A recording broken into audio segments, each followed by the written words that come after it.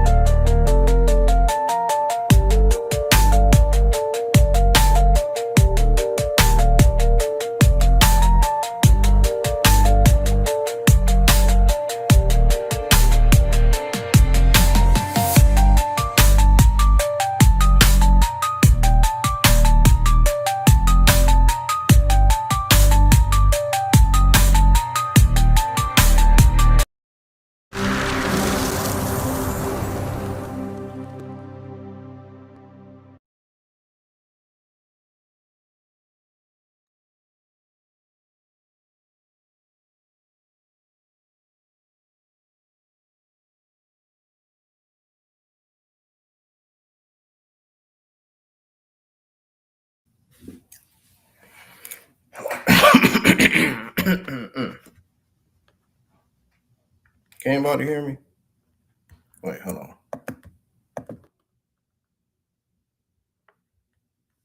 What's going on with the speaker? Ooh.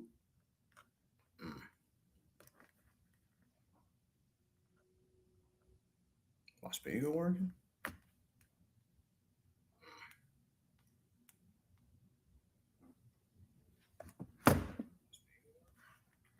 My audio thing's not moving. I'm gonna have to reload it.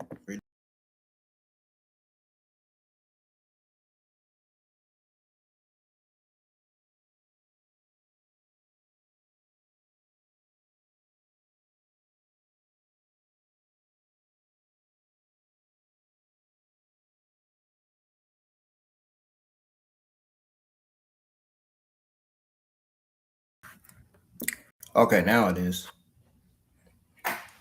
Ladies and gentlemen, welcome back to the IWN YouTube channel. It's your Monday Night Raw. Okay, now it is. August the 3rd, 2026. Watch party and results for the Monday Night Raw SummerSlam Fallout. Now, from looking at the card,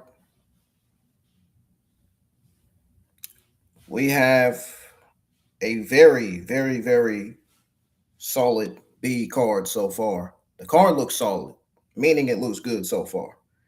But will the show deliver or fail? That is for me to watch and find out. And that is for y'all to watch and find out as well. We're live for SummerSlam Night 2. Night 2 did better than Night 1. Night 2 was a solid B, POE. SummerSlam Night 1 was a very, very mid-low C- POE.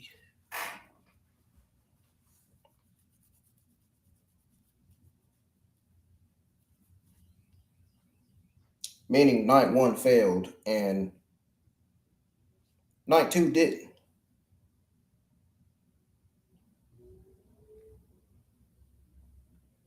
If y'all new to the channel, hit that subscribe button, turn on the bell for all notifications.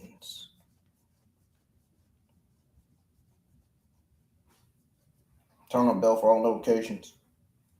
Hit the thumbs up and subscribe. Go check out all the other watch parties. Go check out all the other watch parties and all the other results. You know, I got reviews on there too. So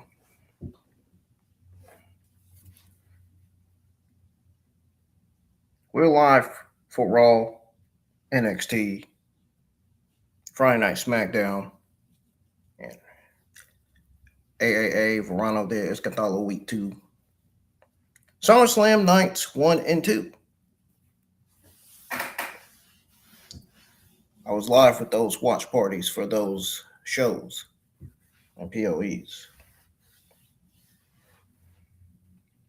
Definitely make sure you're sharing the stream and let everybody know that I'm live for Raw right now.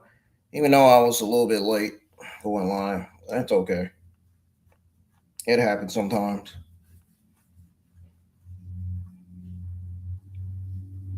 Let's go ahead and pull up Raw because it already done started. It was 8:07. Now it's 8:08. Seems like the time's going faster now for some reason.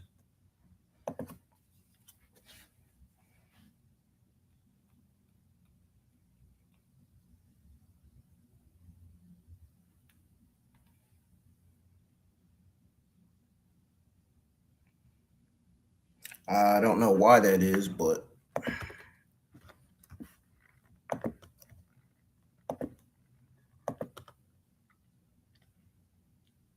or like I said earlier, the card for Monday Night Raw SummerSlam Fallout episode looks solid on paper so far. Again, the question is, will the show deliver or fail? That is for all of us to watch and find out.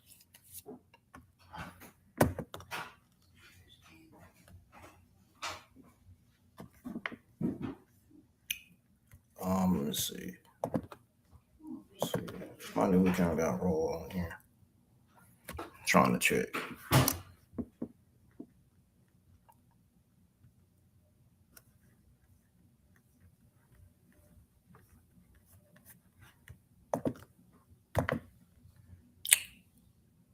Let me check my other accounts to see if Raw will pull up on there. If not, I'm gonna have to use the VPN, and I don't want to have to do that. My stream's messing up and stuff.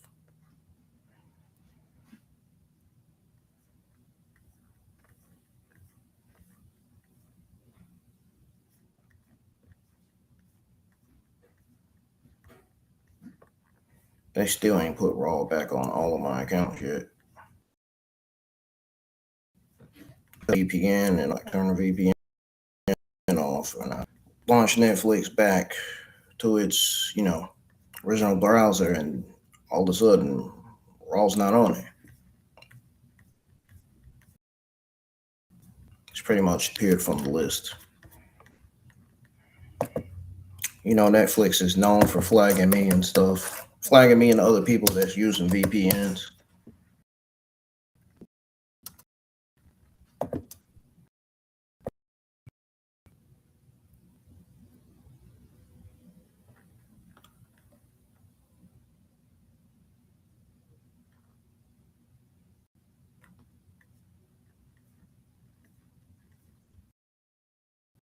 Come on, man. That Raw has got to be pulling up, man. What the fuck?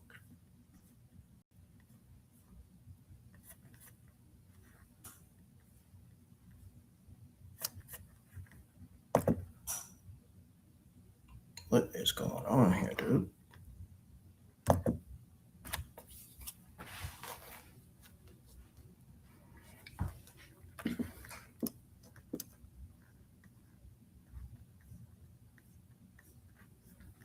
Where is Monday Night Raw, bro?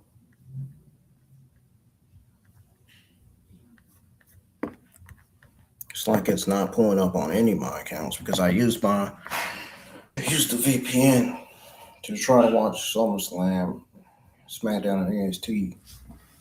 I had to switch from account to account to account because they kept banning me. They kept on flag.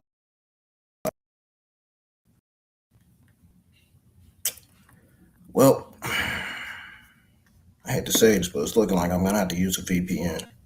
I ain't got no damn choice. Raw's not popping up on any of these accounts. Because like I said, I used the VPN. That's why.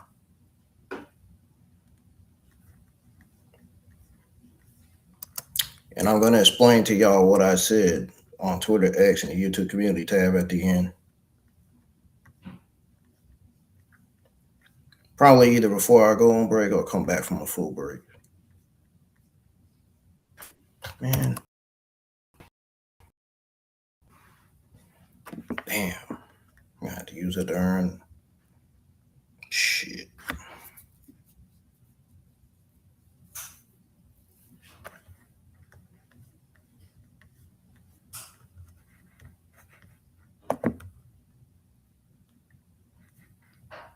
have to watch NXT on the TV screen tomorrow. So I don't think they're gonna put Raw back on there. I just don't think they are.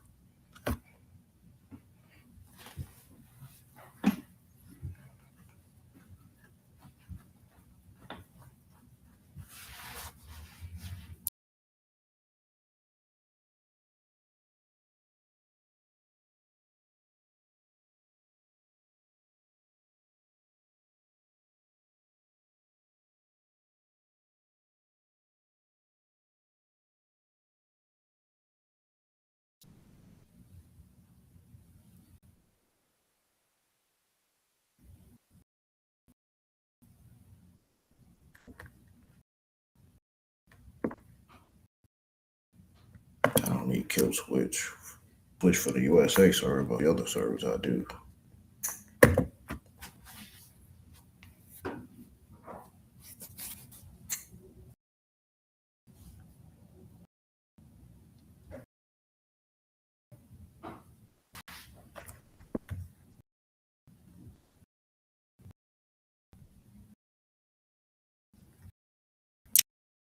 Here's Raw. Here's you to get Raw and SmackDown popping up, especially SmackDown.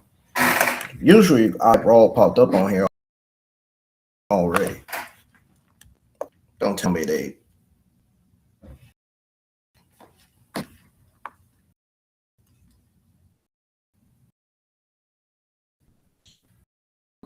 Man,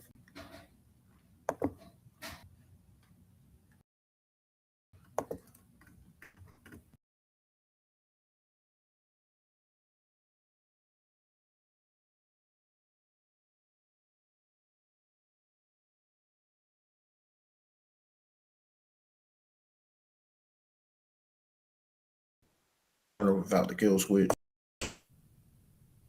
they automatically just uploaded the Netflix page. Raw automatically disappeared off the list.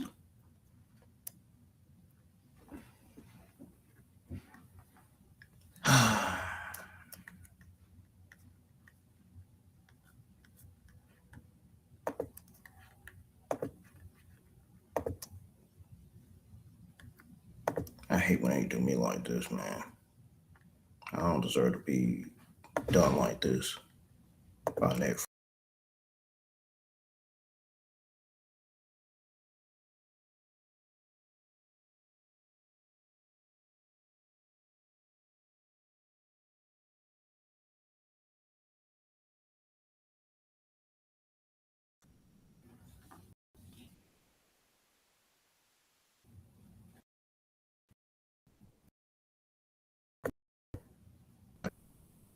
Because they're gonna fucking flag my stuff.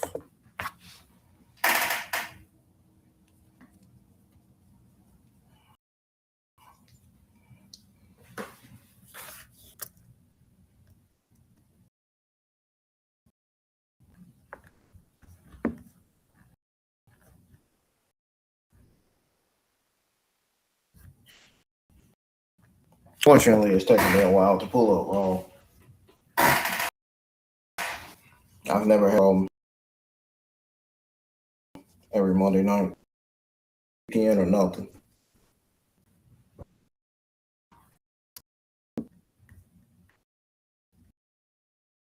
Not this problem until now. It's awesome.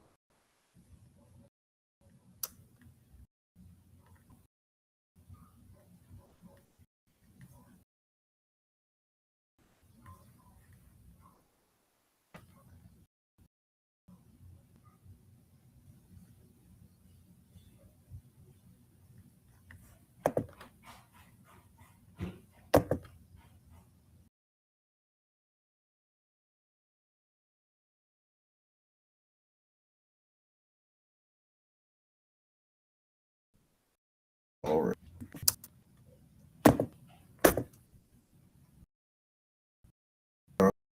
No. The card looked on paper, but show itself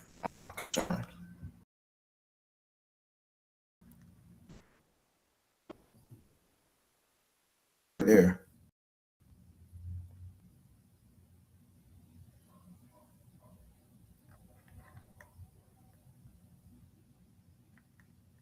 Oh, god damn it, dude.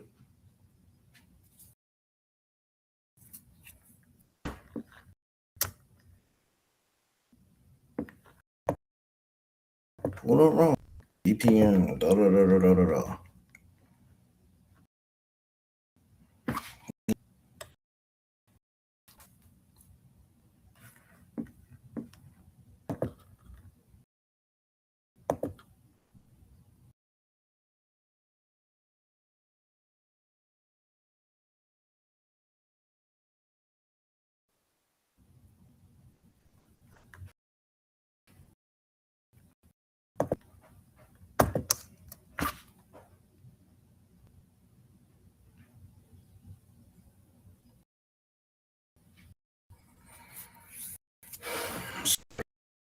Get wrong.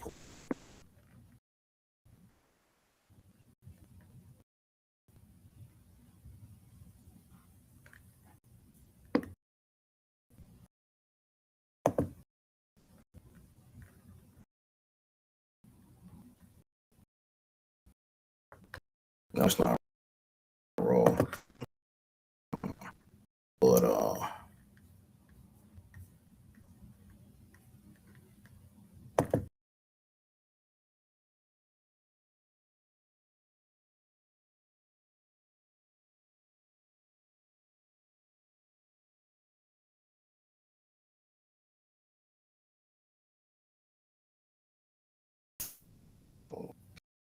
subscription charge, man. Like 200 try to get.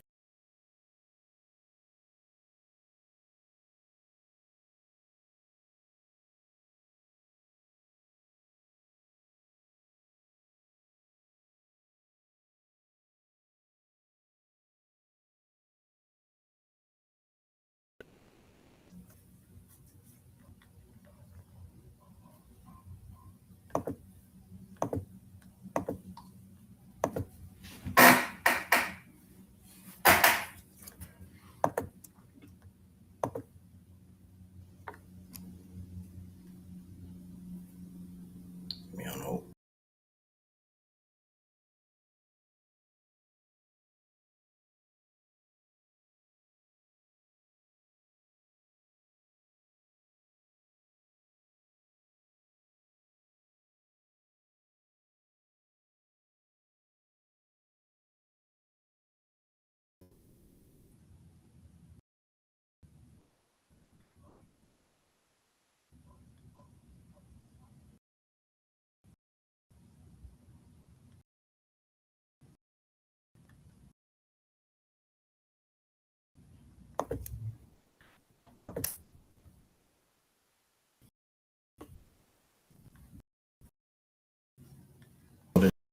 This fucking VPN is lame as hell.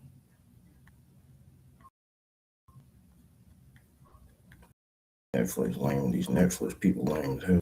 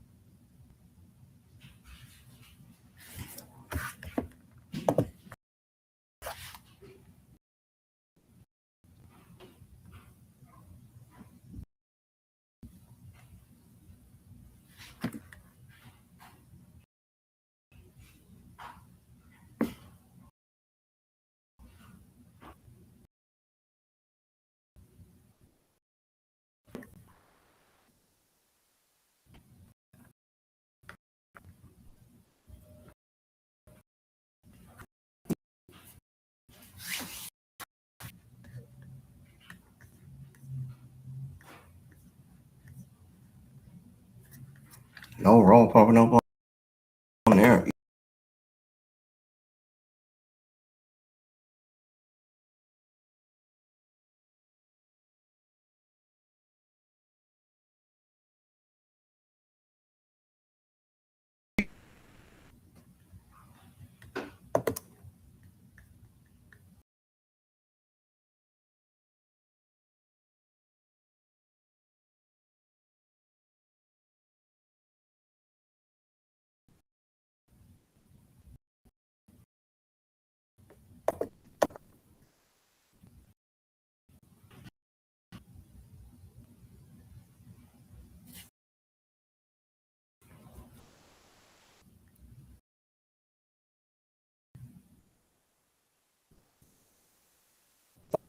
Sir, yeah.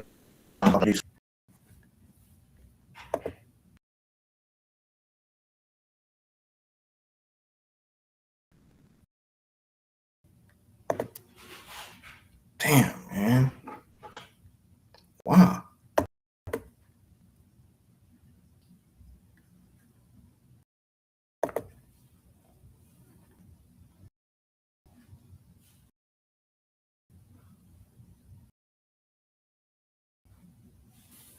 Can't flag me. Notice, man. I ain't stupid. Did this shit on purpose.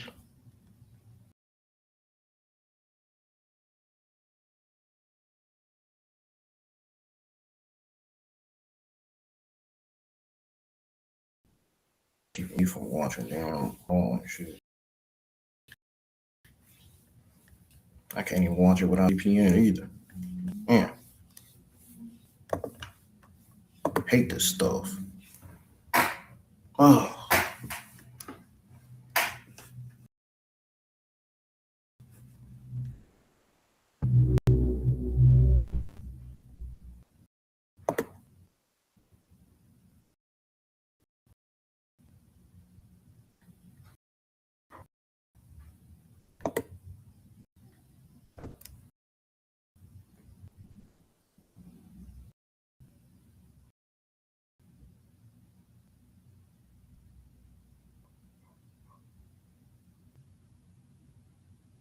Italy and service seems to be the only one working for me. The only one that's working. Literally.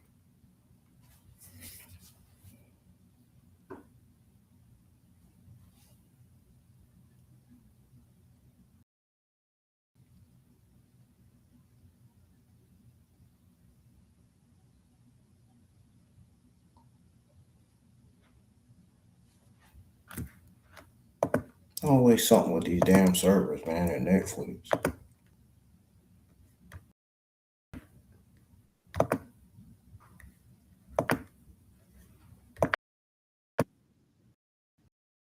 I found Raw put up on here, y'all.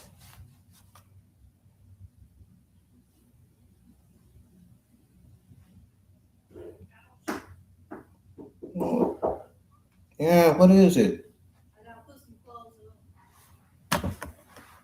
Go ahead.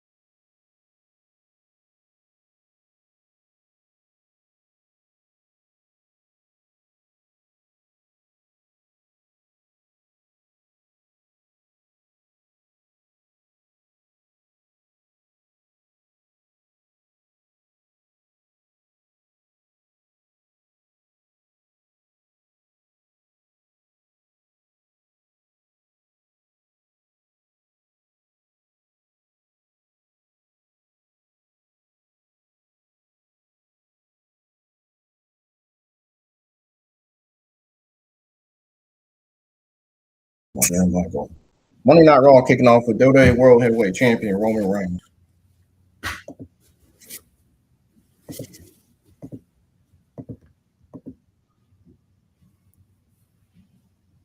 That's what Raw SummerSlam Fallout episode kicked off with tonight.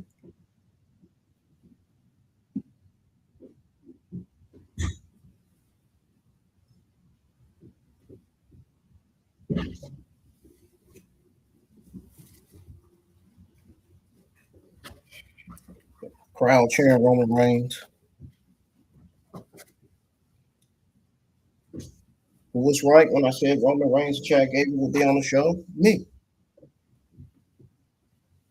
I also saw that Big Cass is making his return tonight.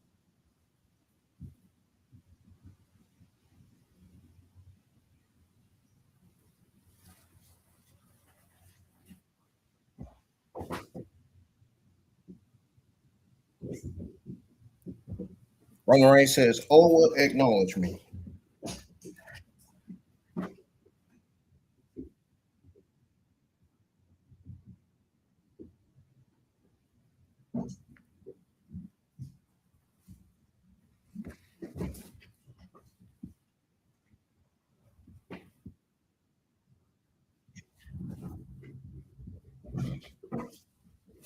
He said, "You know you're trying to cheat. I'm the man of your word." He said, "I'm the man of my word."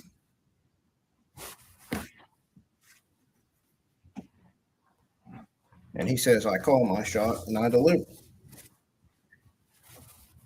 Before I went out to the desert, I said I was going to win the Royal Rumble. He said I was going to save this place. He said, "That's what I've done. I went to Mania and beat the old man. I own the whole summer." He says, "Last night I beat Seth freaking Rollins."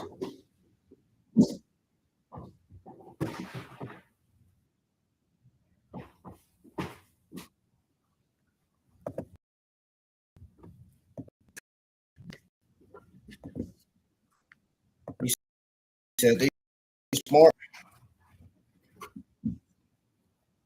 or he said cards actually.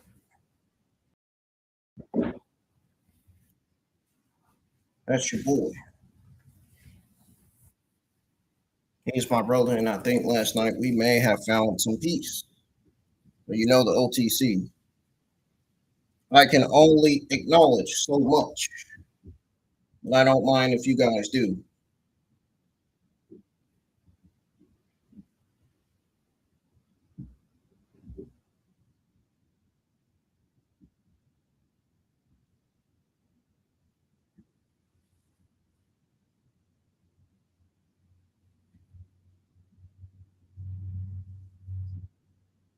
Oh, LA Knight comes out.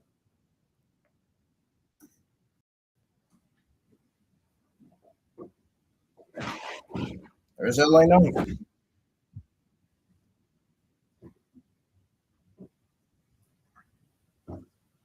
Quality's a little blurry, but I can still see him.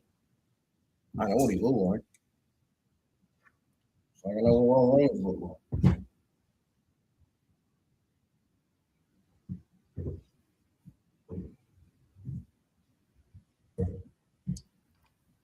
And the fans are going, they were going crazy as soon as LA Knight came out.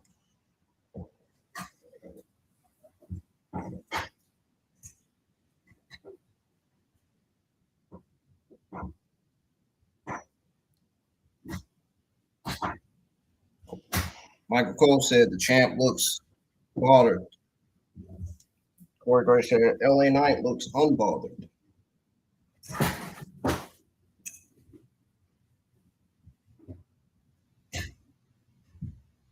Got the fans cheering LA Knight.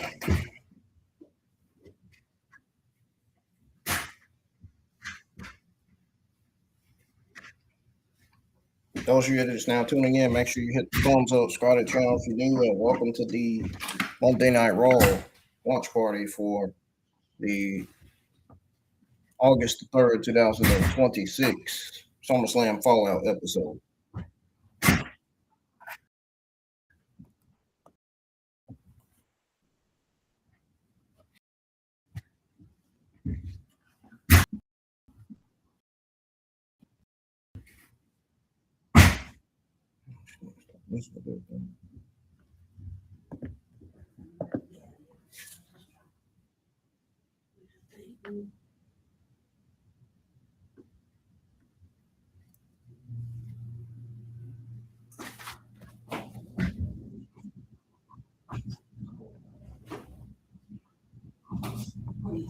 He said, instead of answering,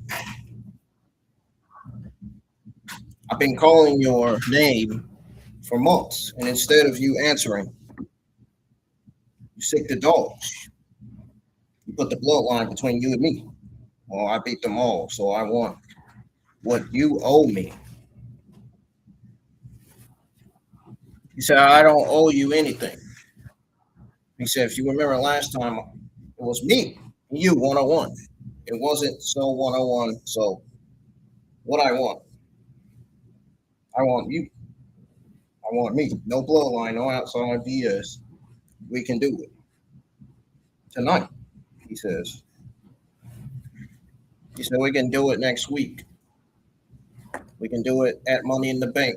If you don't need to wait all the way to WrestleMania, we can do it then too. The bottom line is, the right answer is yeah. Subtitles are going too fast, man.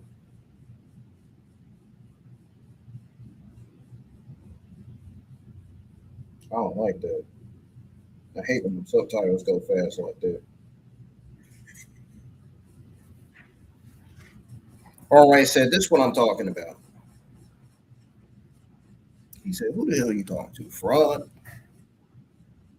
I only see one fraud. He said, I don't come out here talk about being the mega star. That's what he said. He said a mega star. Zoom in. This is what a mega star wears on his wrist. You understand me?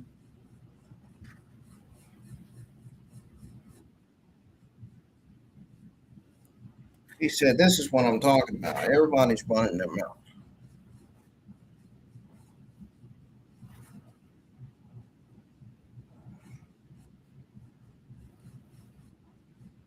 He said, oh, you beat my cousins. Oh, man, I'm happy for you. Very proud of you. You won a 6-man tag match. What else have you done? There is no validity that saying you haven't won a tournament. You haven't won a battle royal. You haven't won a big match.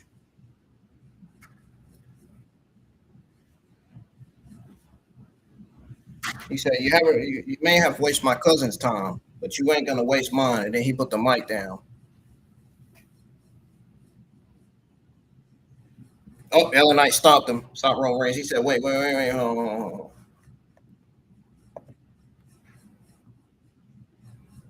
He said, first of all, your aura is so much cooler when you're standing right in front of me.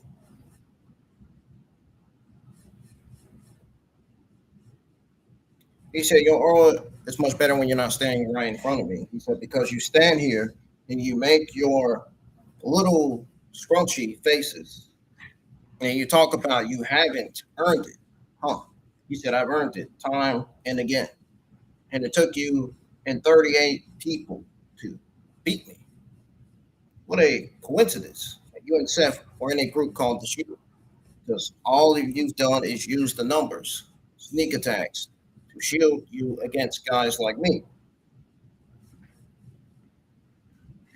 Because Yankee, Oscar, uniform,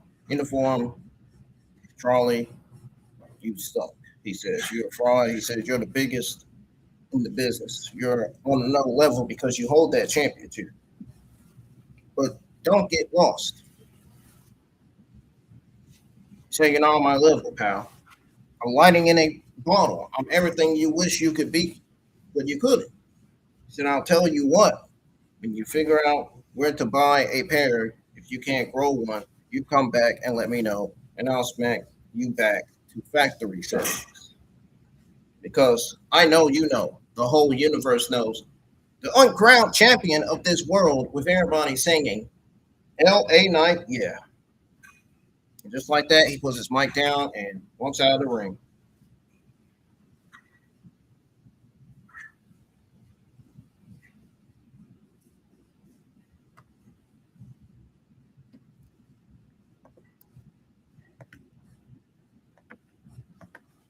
I don't need to see the video package of Oba and Brock because I seen the match. I was live with my SummerSlam Night 2 watch party.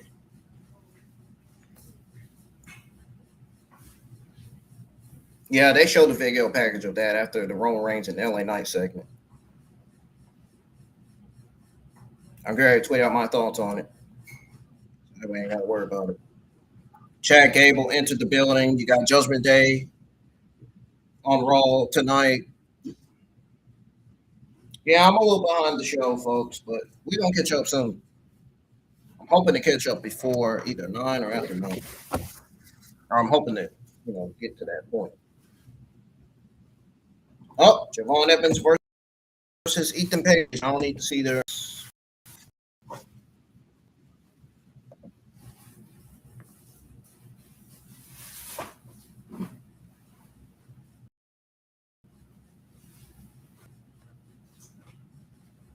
Can't believe the alien service, the only service that's working for me to watch Raw and SmackDown.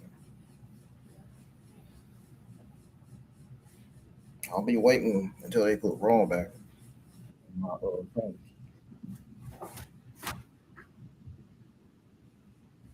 So, first match of the night was Javon Evans versus Ethan Page. Let's see what this is about.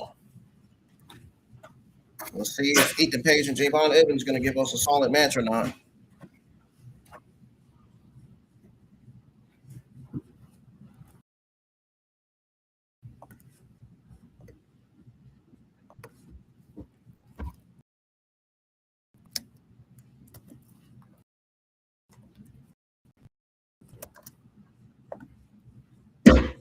Oh, rolls up Ethan Page for the 1 and kicks out at 1. Ethan Page does.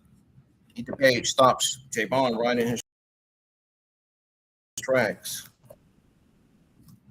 From Ethan Page.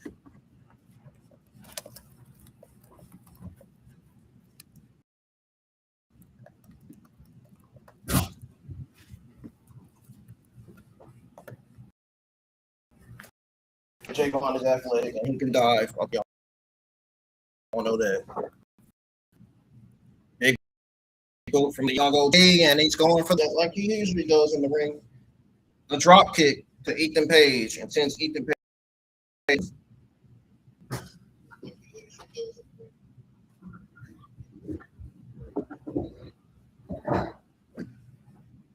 Uh-oh. Up.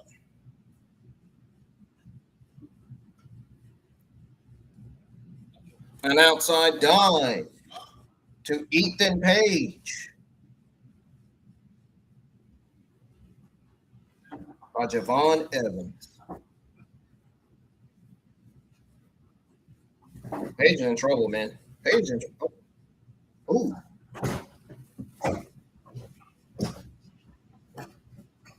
Share the stream, folks. Let's get some more audience in tonight. We should be caught up with this show before 9 or after 9 o'clock. I'm hoping. Yes, I saw the Roman Reigns and LA Knight segment. It wasn't bad. I'm going to tweet out my thoughts on it, though, right now.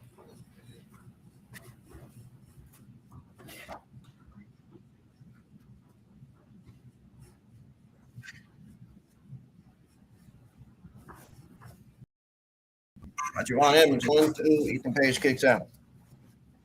Another drop kick to Ethan Page. And he pins Ethan Page again. 1-2. He got to stay on him, man. He can't just keep pinning him the whole freaking time. Every time he does one move, he pins him. And then he does the same thing over and over again.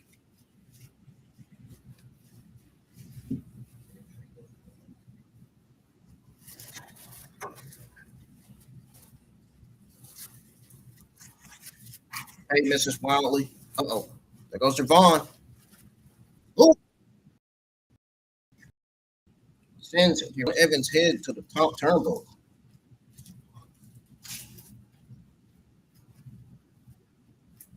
Ethan Page made Javon Evans pay, man. Yeah, that he did. You're just now tuning in, folks. I'm watching Ethan Page versus Javon Evans. Welcome to the Raw Watch Party. Hit the subscribe button, turn on bell for all notifications, and share the stream. We're at 944 subs.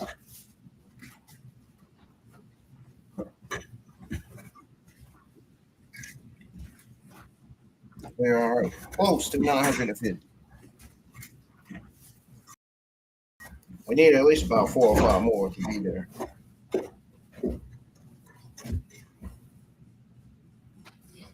We're going to go over everything that went down on the show at the end when I come back from full break.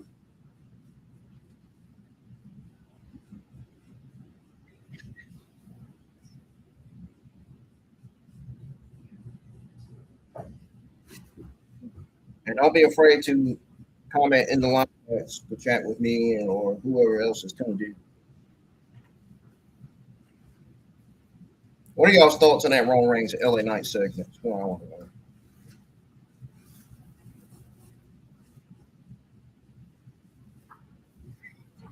Oh, kick right to the spine of Ethan Page. That would look like an enziguri. That what that looked like, an enziguri to the spine. I think that's what that was too. Springboard, crossbody, taking out Ethan Page, all ego. Uh-oh. Ethan Page is about to be done. He's about to lose. Oh. Wow, what a strategic move by Ethan Page. Stopped Javon Evans right in his tracks. This might be over for Javon. Oh, Javon kicked out. The heart of Javon Evans is kicking in.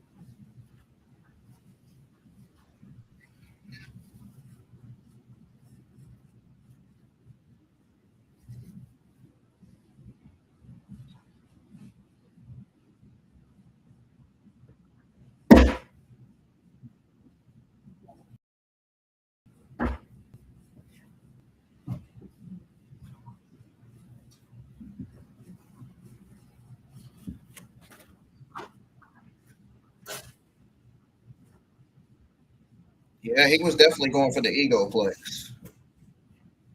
Oh, Javon Evans count. Oh, he rolls up Ethan Page. Oh.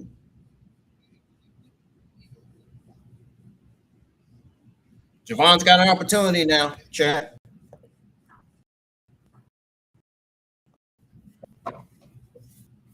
What's Javon getting ready to do? Oh, having the ankles of Javon Evans. Yes, Javon Evans was getting ready to do that same move he did earlier.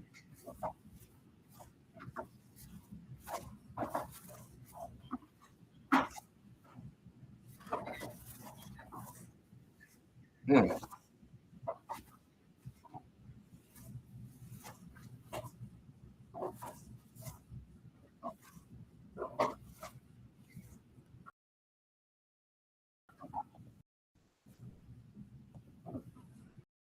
There he goes. What's he about to do?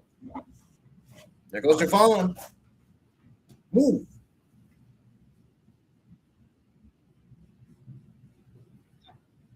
Look like Javon crushed his own ribs, man.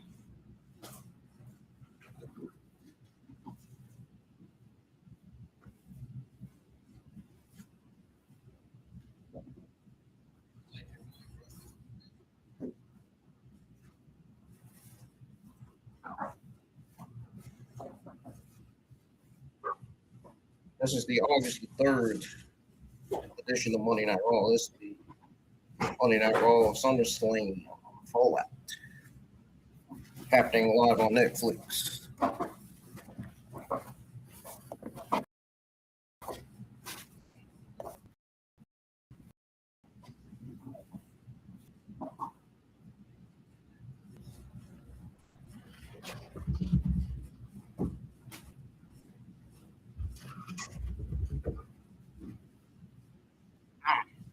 Call him off the top rope.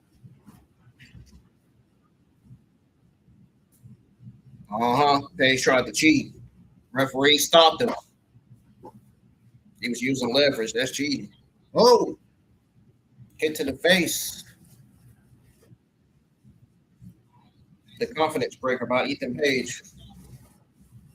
And Javon Evans kicks out again. He stays in it.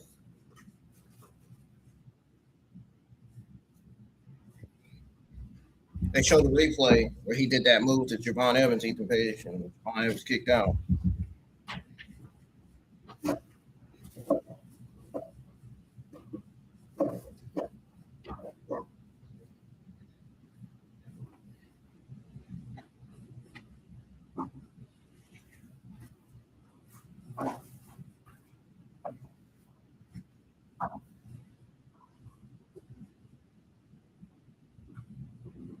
Oh, the official called Ethan Page. He was trying to expose the turnbuckle.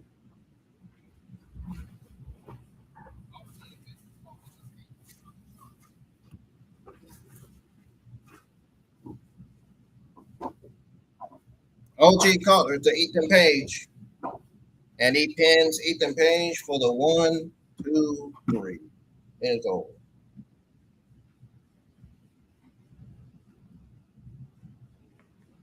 Javon Evans gets a huge win on Raw. No, is that Big Cass?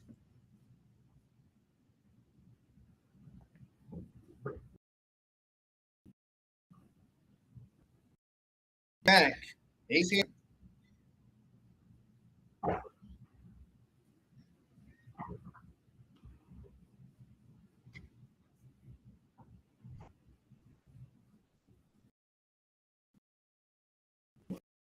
All right. WWE.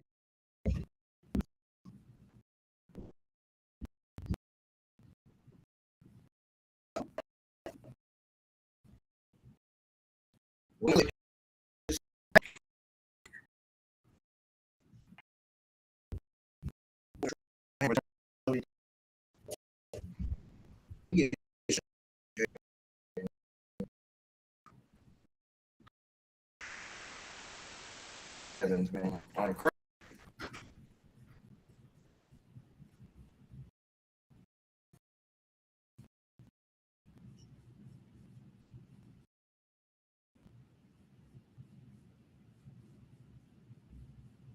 Big Cass hit the East River Crossing. That might be his finisher.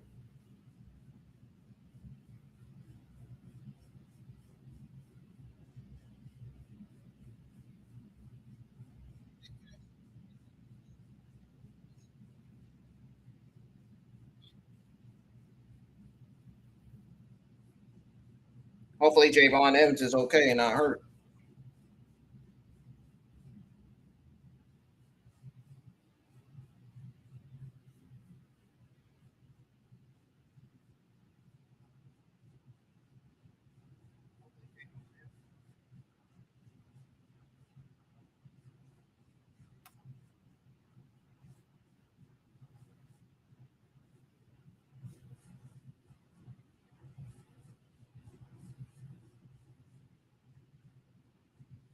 I wonder why Big Cass chose Javon Evans. I wonder why.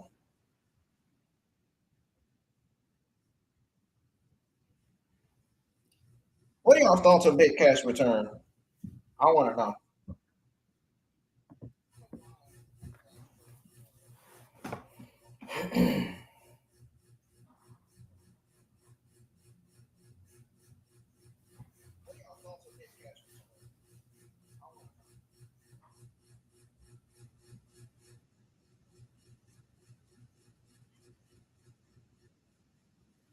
Bron Breakker told Jacob, "You're my family." Royce Keys isn't my family, he says. He's not related to you, is he?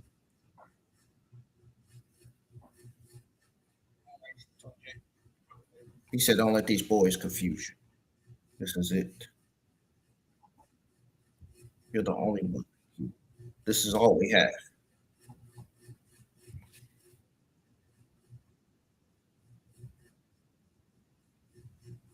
You're the only bloodline here.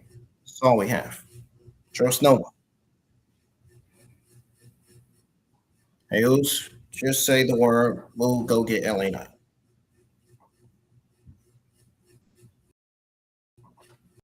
Shut it down. You had your chance on LA. Leave that fool to me.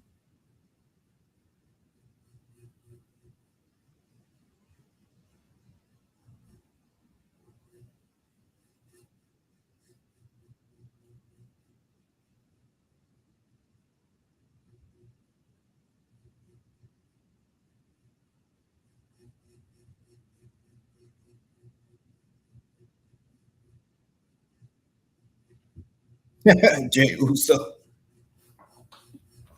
LA Knight was messing with the bloodline, man. He better stop doing that.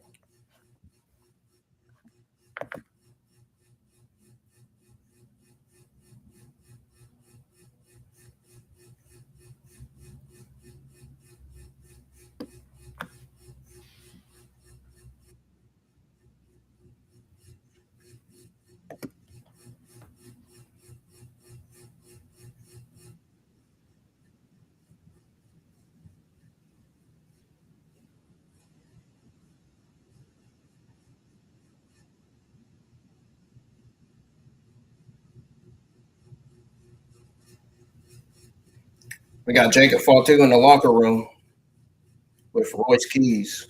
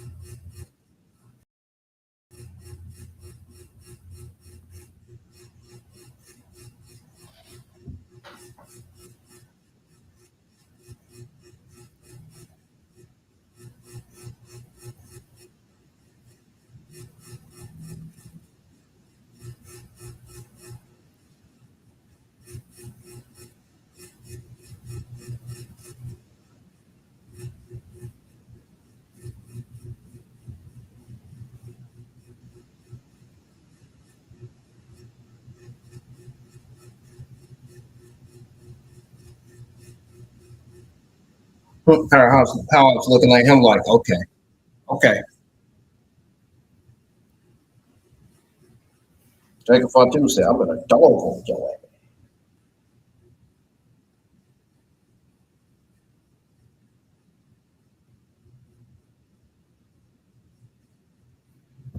Oh, midday.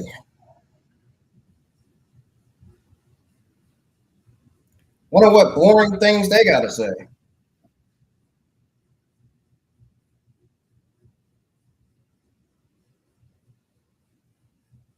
And you got the new women's Intercontinental champion, Raquel Rodriguez. Again, if y'all just now tuning in, welcome. Liv Morgan just came out with Roxanne Perez and the new Intercontinental Women's Champion.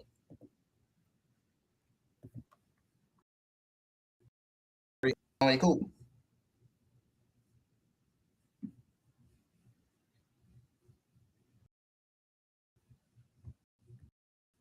I'd say a great match in EO. I would say a mid-average C plus matchup.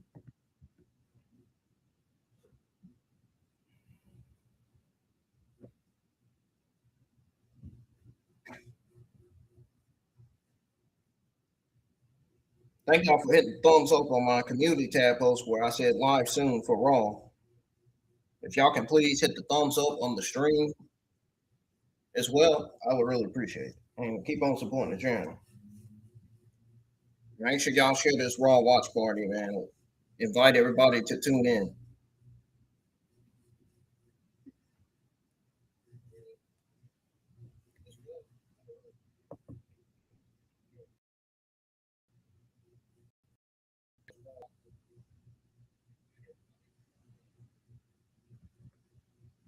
There she goes, saying the same thing she says every week on the mic. She's the greatest women's world champion, more like the worst women's world champion of all time. And she has the worst reign of all time. Exactly what she has, what she really has.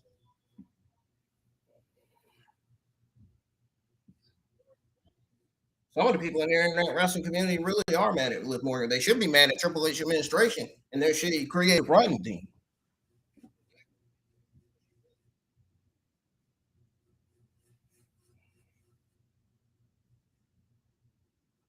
There's no reason why they should be mad at Liv.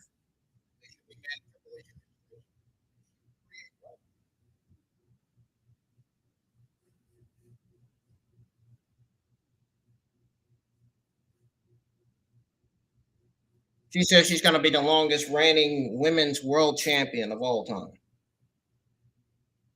God, I get tired of her. I'm getting tired of hearing her on the mic, man. Liv Morgan is so boring on the mic, bro.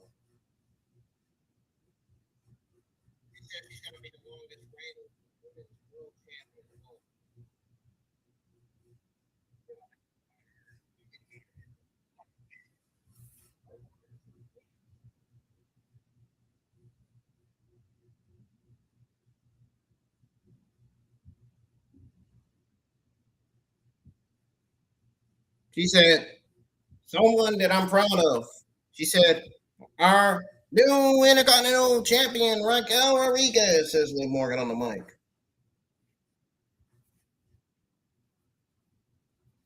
She said, we could not have done it without our Roxanne. And speaking of my little prodigy, in just a couple of minutes, Roxanne Perez is going to embarrass Sol Ruca and prove why Judgment Day runs Monday night. Real funny. Ha ha ha ha ha. The only thing they run is nothing.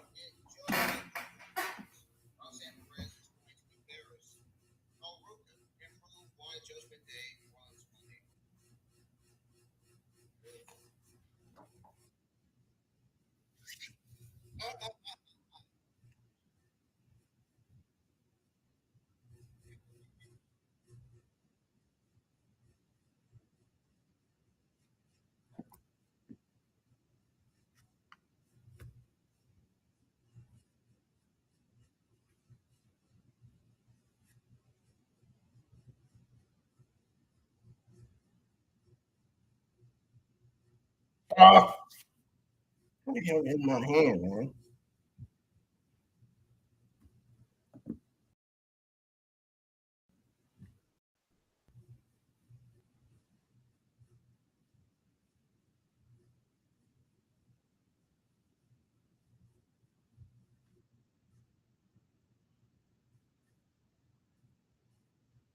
Oh man, it's gonna be storming tomorrow afternoon.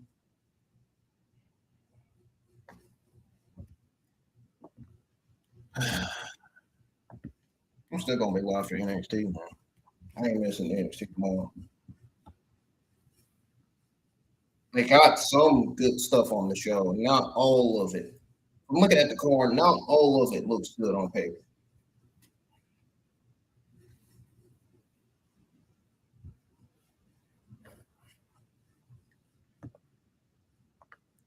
I am watching Sol Ruca versus Roxanne Perez for those of you that are just now tuning in, that are listening.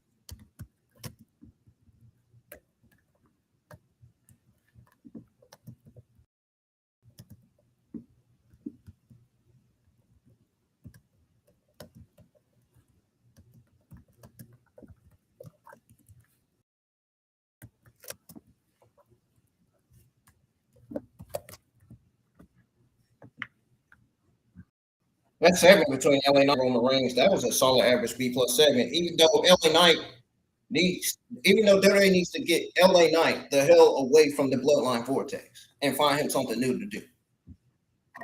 Despite that segment being a solid average B plus. I am getting tired of seeing LA Knight cutting promos like every week. But I'm not gonna admit, like I gotta admit, this segment was actually good. I know some of y'all are shocked when I say this, but I mean, it's honest God truth. It was interesting to watch. There was fire back and forth, but yet no match.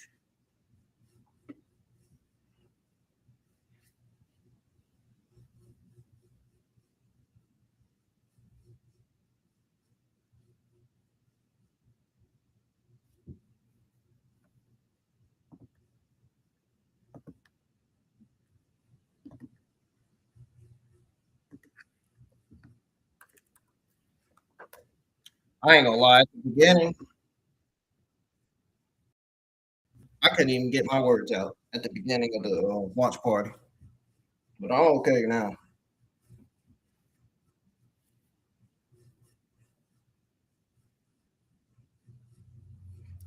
Valkyria says she's coming after Raquel Rodriguez in the Intercontinental Women's Championship.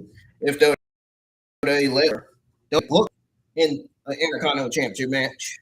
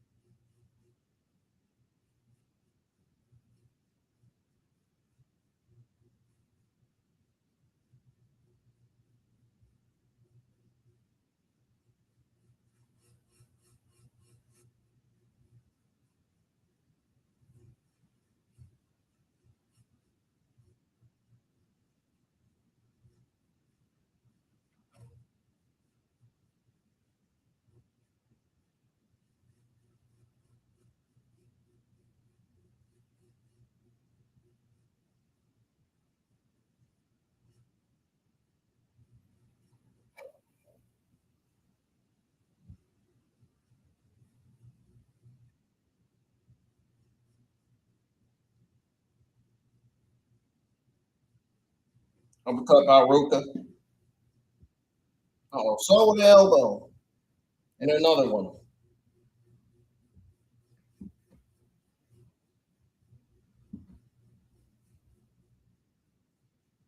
Ruca is unloading on Roxanne Perez.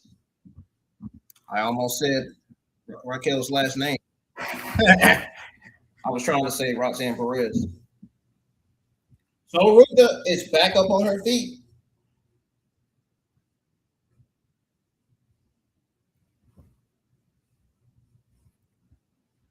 Roxanne Perez kicked out.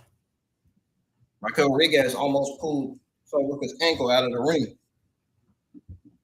She was trying to stop the pin because she thought it was over.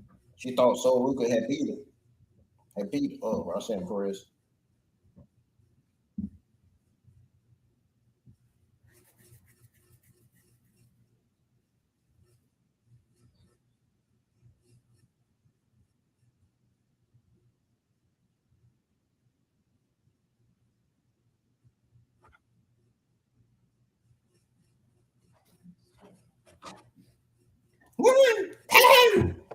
That's how Jessica be sounding when she be doing. When she be that's how she be sounding when she be doing that. Not that country accent.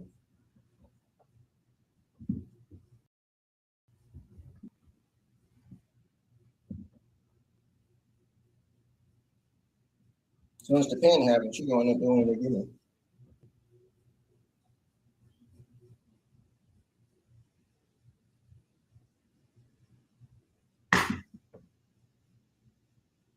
And the match ends in a disqualification. You gotta be fucking joking.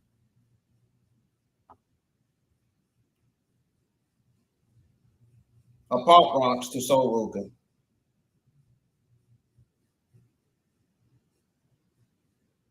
They cannot be serious with this shit.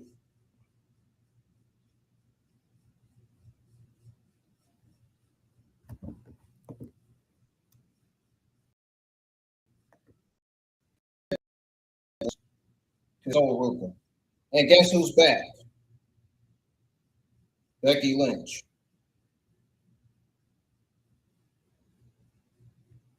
Is Becky Lynch.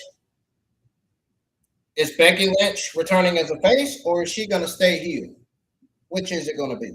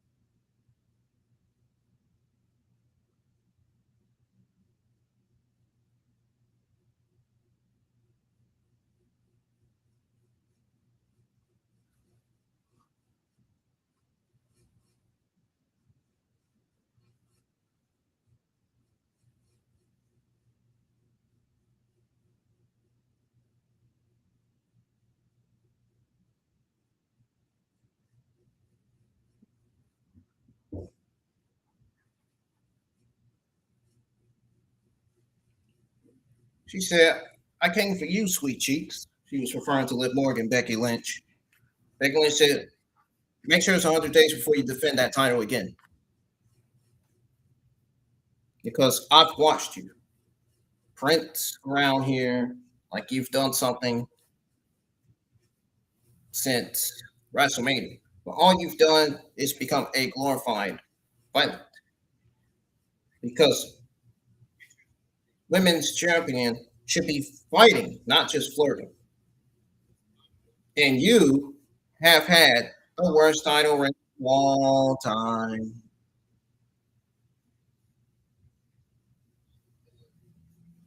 And it's not just me saying it. Everybody's saying it. Damn right everybody's saying it. And I'm saying it too. Well, unfortunately for you, things are about to get a whole lot worse. Very, very typical Becky. I'm not surprised. Do you know what you should actually be doing right now, says Liv Morgan? You should be at home being a mommy to your daughter. But you're not. Instead, you're in my face, which is actually pathetic. And do you know why you're in my face, Becky? Because you're jealous of me. You say you're jealous because your time is over and my time is now.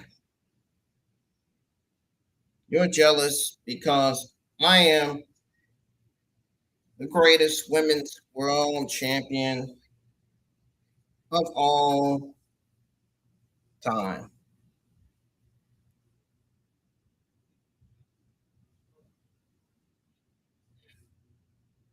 Darn, she just said you're not even the greatest women's champion in your own group. She said, hell, you're not even the greatest women's champion that slept with Dominik Mysterio.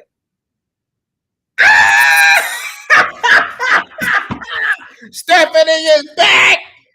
Stephanie is back. Oh, Liv Morgan got nowhere to run. Nowhere to run.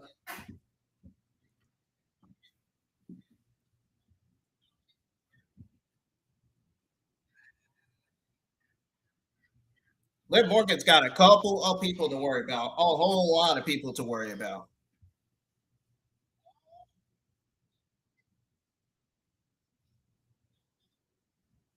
As Becky Lynch looks on.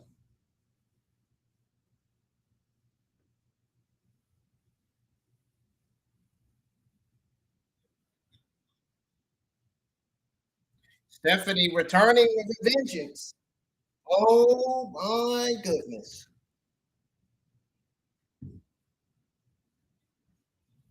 Liv Morgan retreats and she's scared.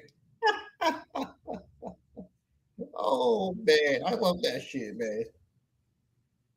But you better turn around. Stephanie, you better turn around. Becky's behind you.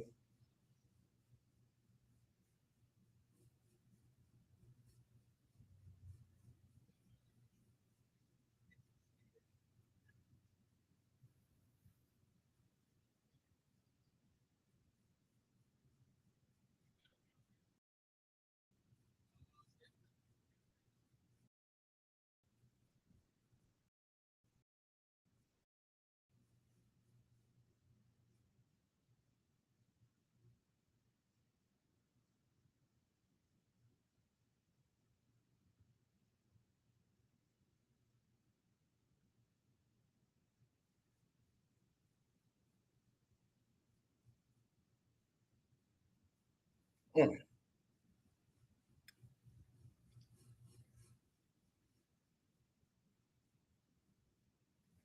Stephanie just told Becky Lynch to stay out of my way. Becky Lynch said, or what? That face off between Becky Lynch and Stephanie, holy fucking shit, dude. Well, my great prediction has came true so far. It has definitely been a solid B show, just like I predicted.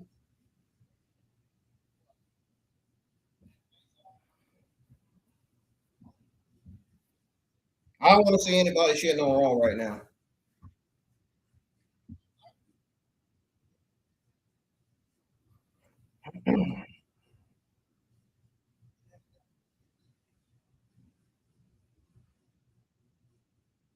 I'm getting ready to tweet out.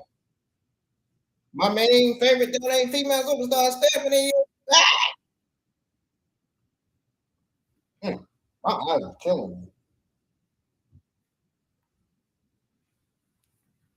I was like, when I saw Stephanie out loud, I was like, yes, man.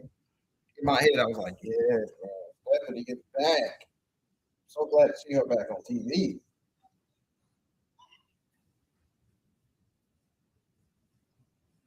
I was almost in tears when I saw her.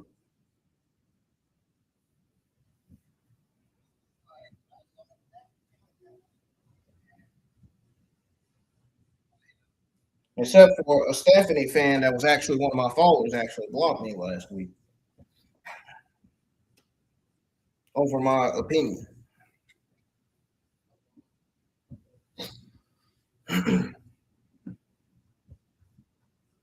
Over my opinion about Julia. It wasn't even a bad opinion about Julia. It was the fact that Julia was buried in her match against Lash Legend. Less than 2 minutes in her match against Lash Legend, she was buried. Qualifying match. Blocked me over that. The Stephanie fan did. I mean, I told the most. I mean, did I not?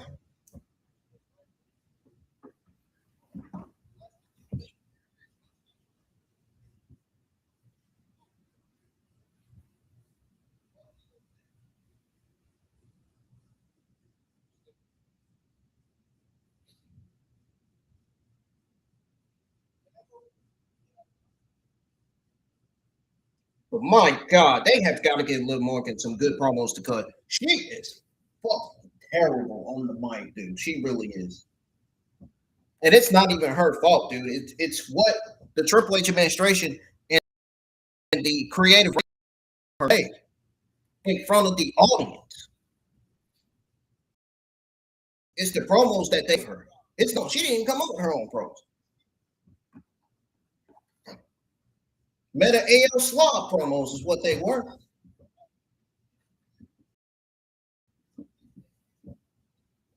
Yeah, I mean, I still can't believe this company is going with this Meta AL generated slum bullshit, man. I can't believe they're still going with this. This is just embarrassing. The company is embarrassing themselves, man. Triple H administration and creative is embarrassing themselves using that. This show tonight hasn't been embarrassing, but they are. They are. And despite the fact that the show has been a solid B show so far, because of the fact that the creative booking and writing has been terrible and we have too many new stories, new matches, the administration and the entire WWE creative writing team should still be fired. They need to be fired. We need new writers. We need new people that's going to book the show, right? We need people that's going to come up with smarter creative ideas instead of dumb creative ideas. Both of these rosters, we all know, need a shakeup. Even my Twitter X followers, they're WWE fans, AEW fans know that. Even they've been saying it. And I'm gonna make clear exactly what I posted on my Twitter X. I'm gonna make clear exactly what I said on Twitter X in my YouTube community tab. Because what I said on my Twitter X community tab, I was being serious. I was legitimately being serious of what I said on YouTube community tab and Twitter X and even Facebook. Forgot to mention that.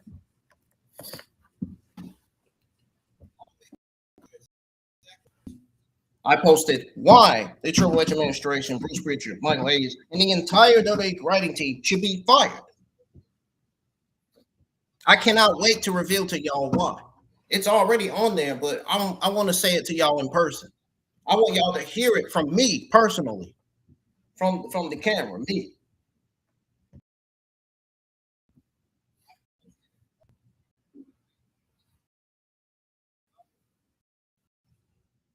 And before that, I'm gonna talk a little bit about Raw, SmackDown, or Raw, NXT, SmackDown, AAA, and Evolve. The one thing I'm gonna tell you now is the AAA has been the only best consistent show of this year so far. They are they have everything going for them. The creative booking and writing has been on point. They got stories going on down there. They got new match. They book new matches every week. That is what the main roster needs to be doing. Do I see the main roster doing that? I don't. And I'm talking about the administration and the creative writing team. Do I see the administration and creative team giving us new stories and new matches? The answer is no. This has nothing to do with the talent. This has to do with the administration and the writing team. Great. It's their responsibility to give us better shows, man.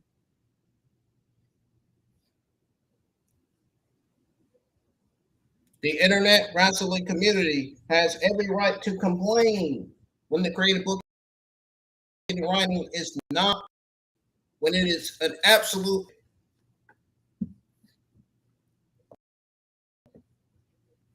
So we got coming out.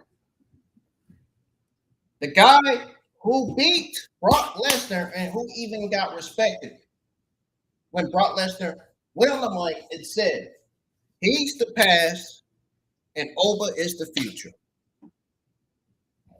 I love that ending to SummerSlam, and that is one of my favorite endings to SummerSlam right there.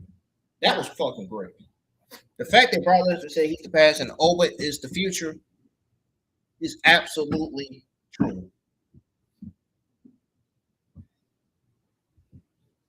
Look at that kid. Look at that kid. That kid bouncing like a ghost, man. That's what he was doing.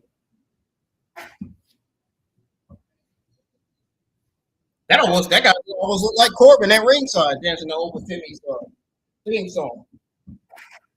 I got what it was Corbin, man. Maybe I'm blind, man. Maybe I'm fucking blind as hell, man. I don't know. They look like him though.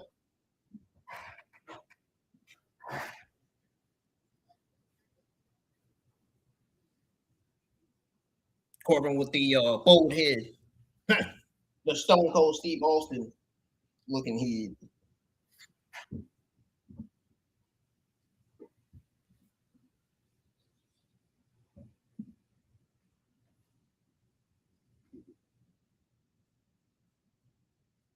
Let's talk about how the ruler decimated Brock in that match, man. I mean, Brock gave it his all too, man, but Oba Femi was just too much for him. Brock Lesnar realized that.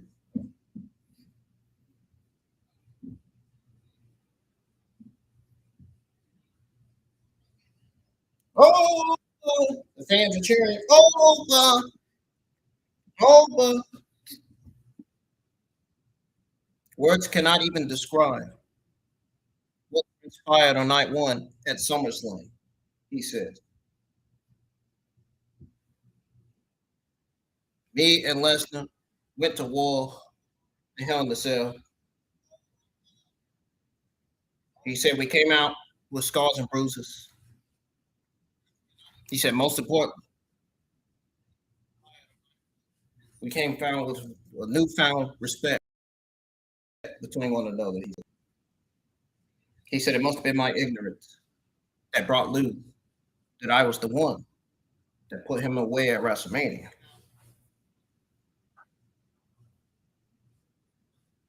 He said my life miserable for weeks.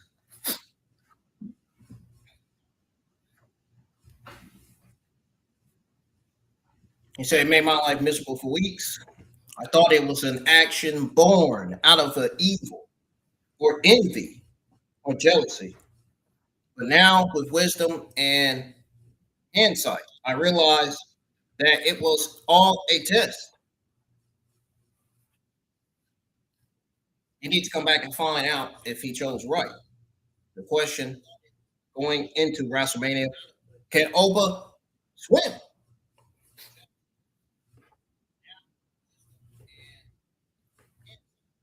He said it went from can you swim to how long you can hold your breath. He said he went into the cage.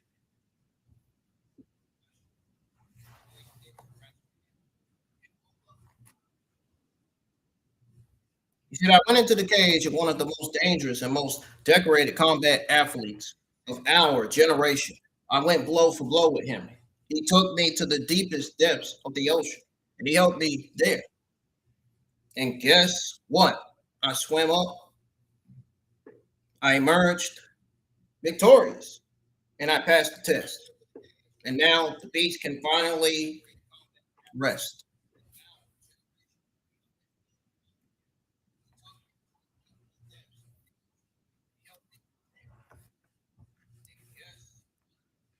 But now my destiny seems clearer, he says, than ever. Oftentimes, when the path is clear, that is when men miss it.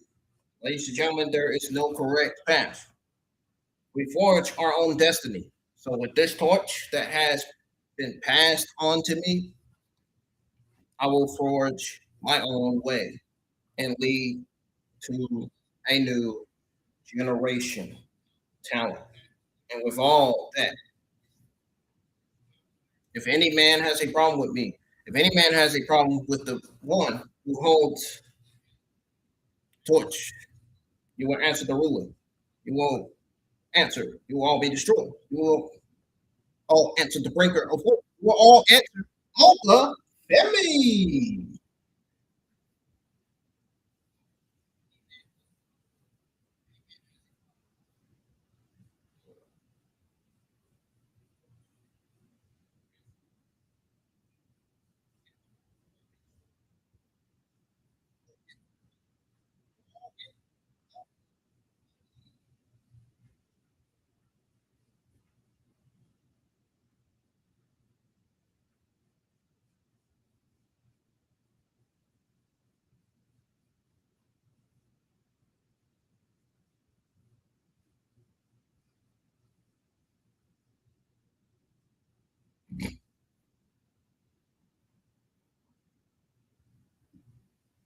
Oba, Oba.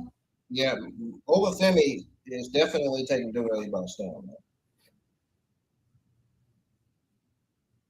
Uh-oh. Bron Breakker is coming out.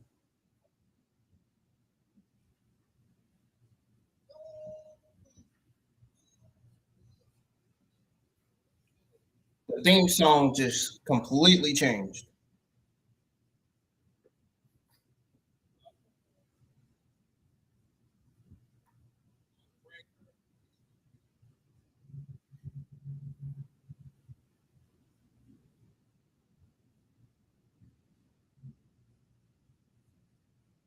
Uh-oh. Bron Breakker and Oba Femi having a stare down.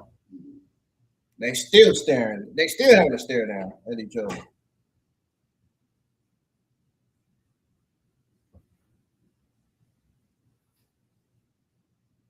They still having a stare down at each other, man. Oh my goodness.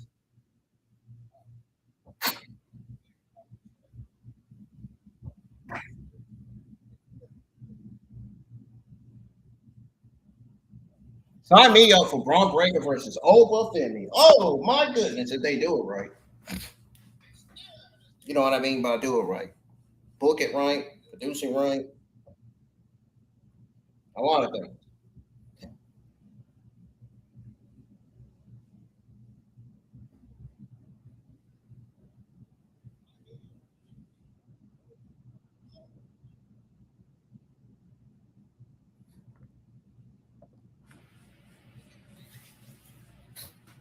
Dude, why do we got Joe Hendry on Raw, man?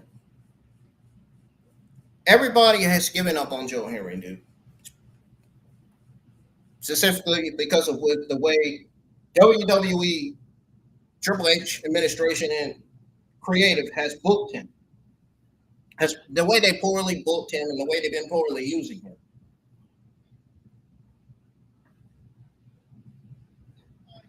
I think Joe Henry should have stayed in TNA, man.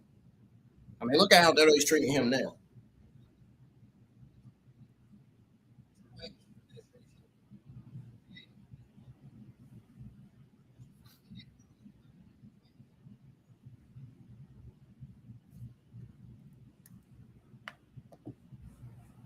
So I feel bad for Joe Henry.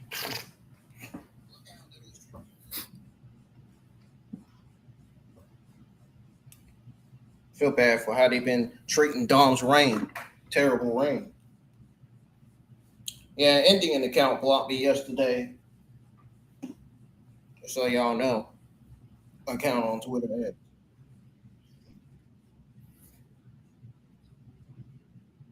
Because I was spitting facts about Dom's terrible title reign.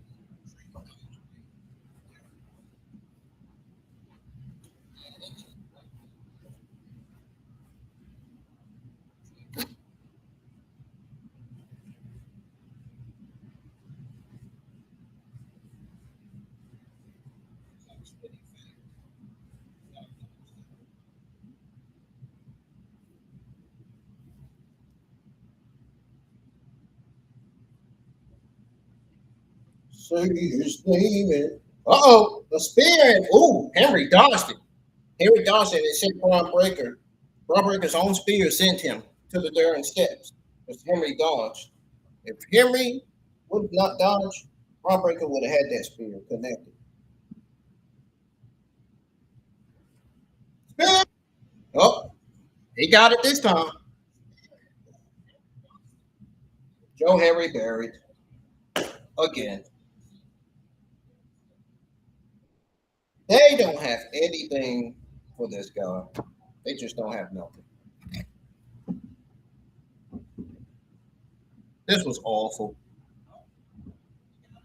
This match barely had any time.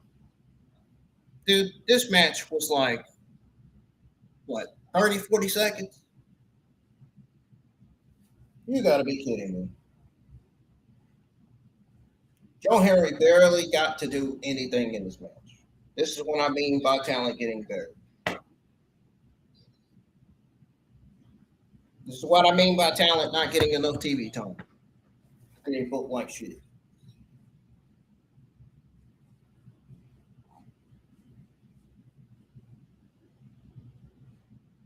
Well, Bron Breakker does not want to be stuck with that horrible group. He really don't. Free Bron Breakker, man. Free Bron Breakker, man. Get him away from the vision immediately. He does not like the group. He's not happy with how WWE's been booking him and how they've been booking him and doing him. Anyway,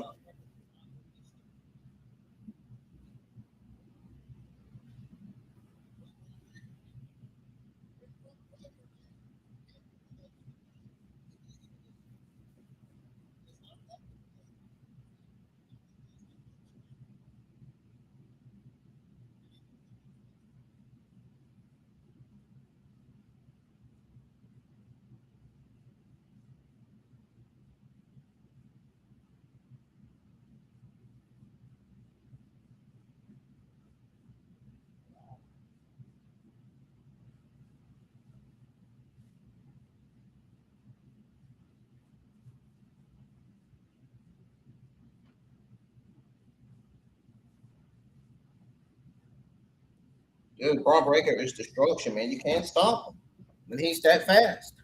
You just can't.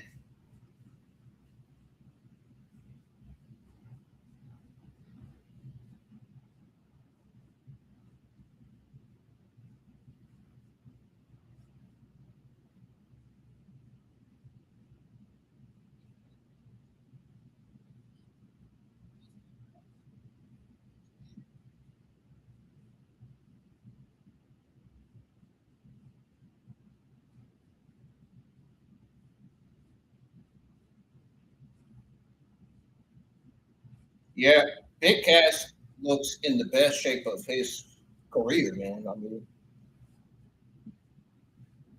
no question about it. I mean, they're not lying.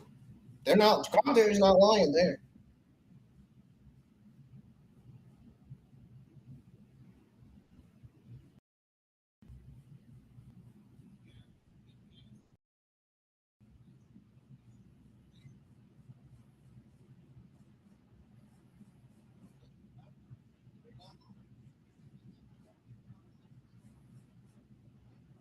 There he is.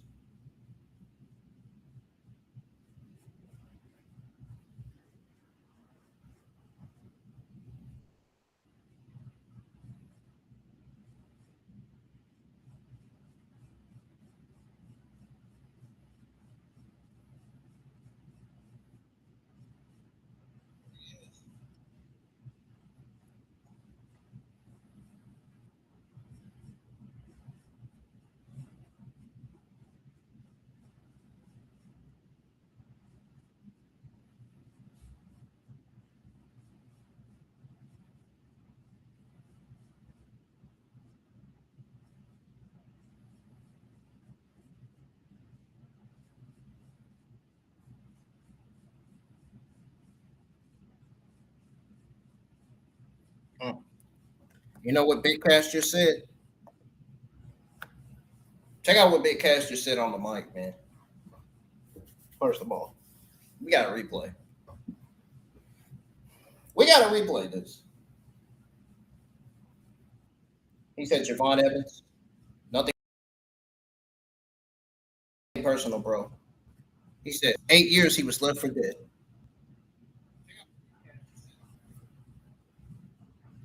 You were just in the way, he says. He says, make no mistake about it. I am here to stack bodies. You were just the first. And he says, you won't be the last. This was to Javon Evans.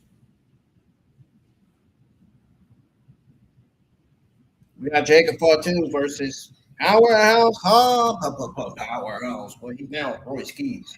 Been Royce Keys for a while now.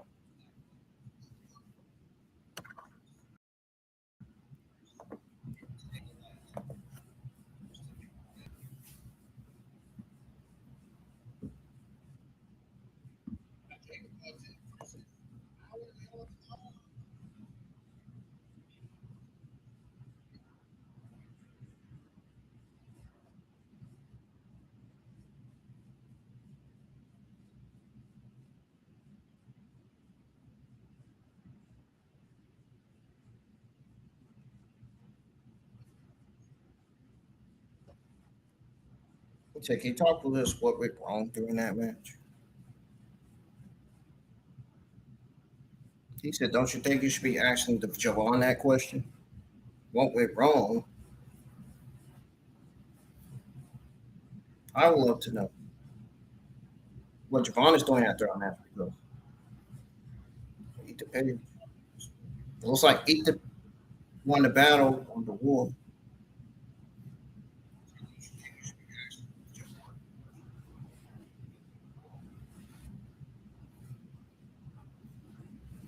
And Karma came around and took care of Mr. Javon Evans.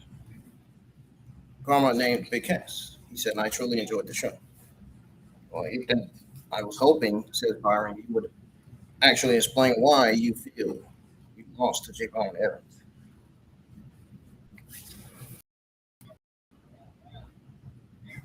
Let me get this straight, Byron. We're live right now. Everybody's watching. All ego talk to you. You want me to explain my game plan to the entire locker room? These basic Cillians. You want me to tell everyone Ethan Page's plans, how I operate? Why do I do what I do? No, thank you. He says, I'm going to give you satisfaction, not going to give a leg up to the competition, especially the Intercontinental Championship. And everyone looking at that championship, because Byron, one thing I will tell you in this interview is I have no plans to stop chasing gold in WWE, specifically Intercontinental Championship. I'm going to make a promise to you. I'm going to make a promise to everyone watching. Yeah, especially you, little kid.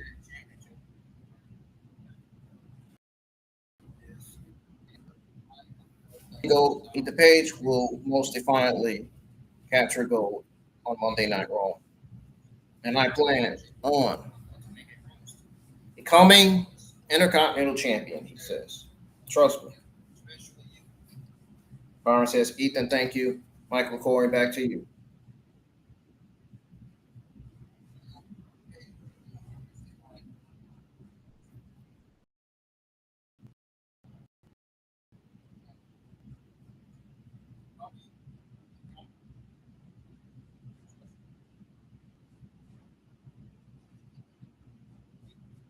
Hey, oh, hey.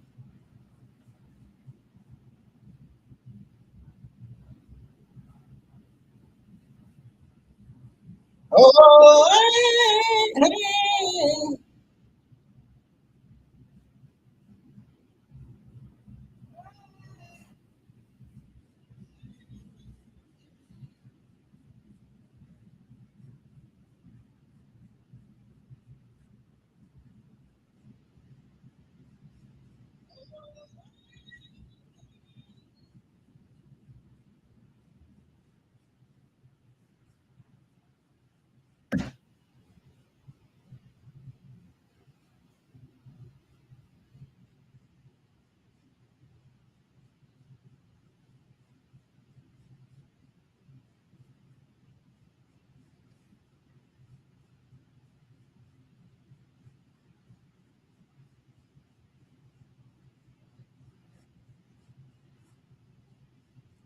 They showed a video page on chat. Gable said, I am the Intercontinental Champion. He absolutely deserved this, man. I'm not going to lie. 1000%. Here he comes. I wish they would change his theme song, though. Give him the old theme song he had back in NXT. That would sound much better.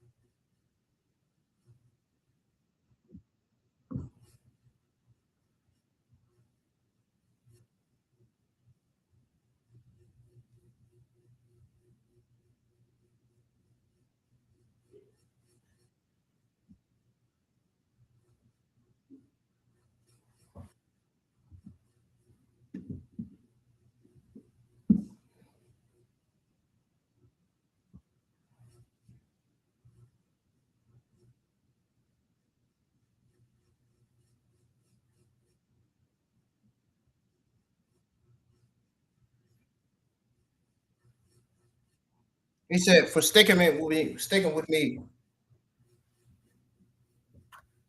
All right, I can't even keep up with this show because I'm too busy tweeting out my stuff, my thoughts on the show tonight.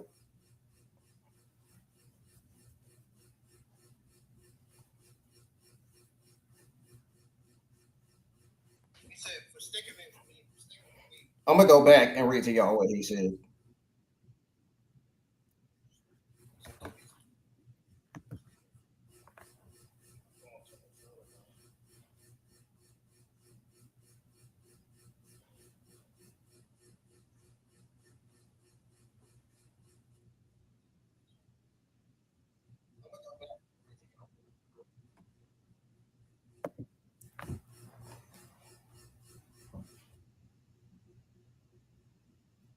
The fans chanting, "You deserve it."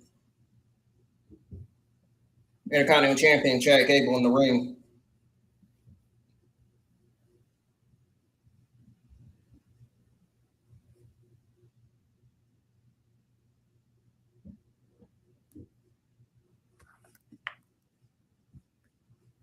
He said, "Des Moines, I love that energy.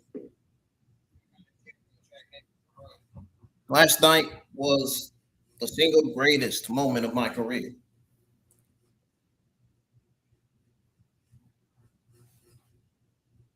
Did I talk to now? You guys were just saying right now that I deserve it. Now I'm not a guy that's ever said I deserve anything. I try to earn everything. But I made sure those thanked everyone. He said I got a couple more people to thank tonight. And the first person I wanted to thank is Penta.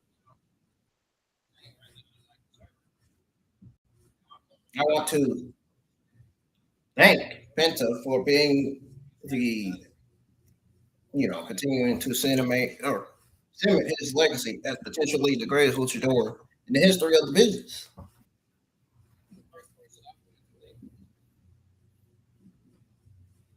But most importantly, I came here tonight to make sure I thank all of you. I want to thank you for sticking with me for 10 years. And yes, it's been that long, he says,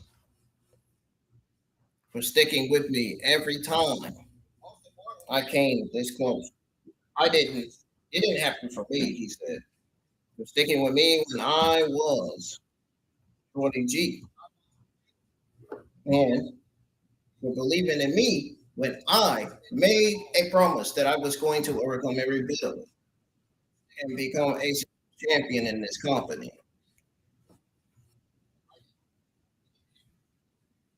He said, I tell my kids every day, and I'm telling you right now that you make a promise to yourself, you better bust your ass until you deliver on that promise. I'm standing here to say I crawled through. And he said, but I delivered on my promise. Oh, here comes Penta. Now watch Penta gonna want a rematch. Watch. He gonna want a rematch. I'm telling y'all.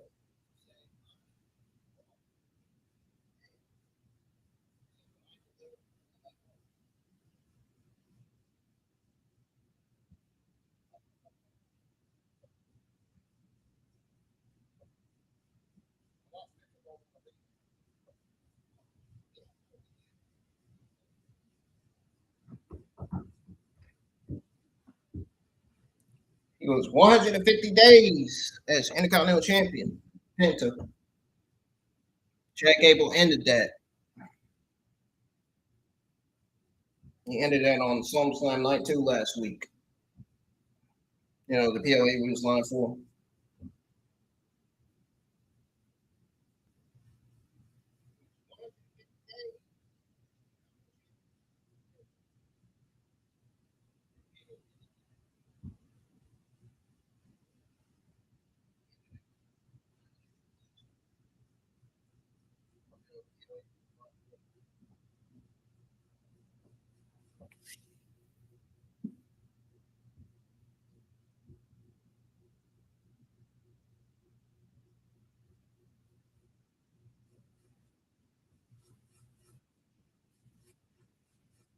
He said, Chad, first of all, you deserve this beautiful title. He said, Chad, last night we stole the show. Tonight, I give you your flowers.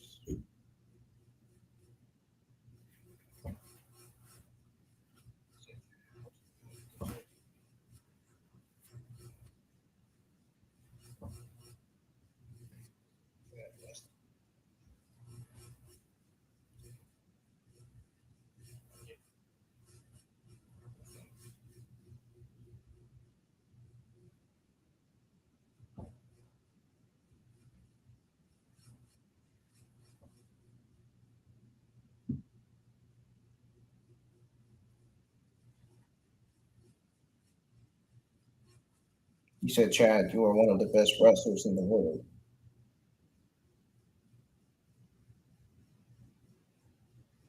Oh, Lord. You gotta be shitting me. Is that Dom? Yep, that's Dominic.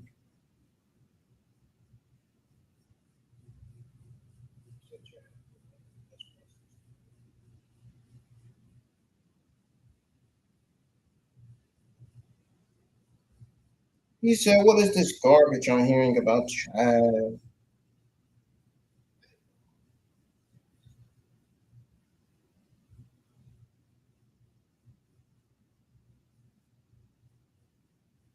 He said, Mega Campeon.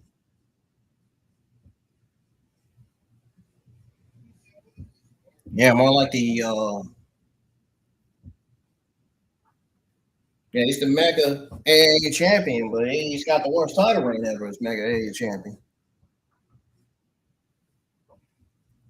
Dominic is solo as a heel, but his title reign is terrible.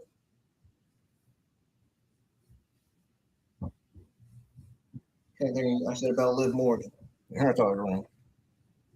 Not his fault. Like I said about Liv Morgan, not her fault. Y'all know what I said, so I ain't repeating.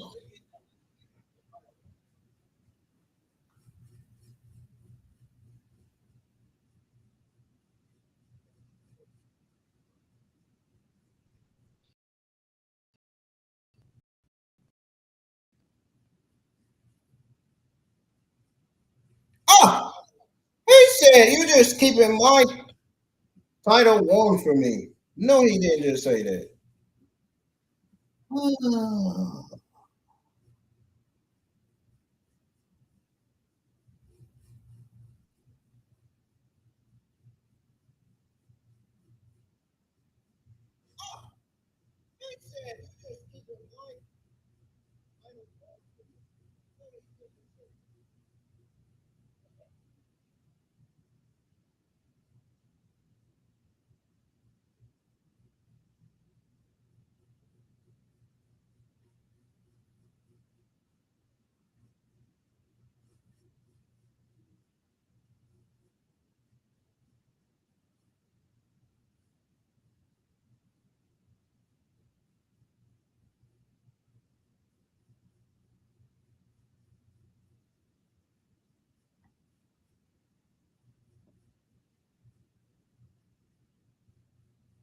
Oh, we got a tag match on our hands.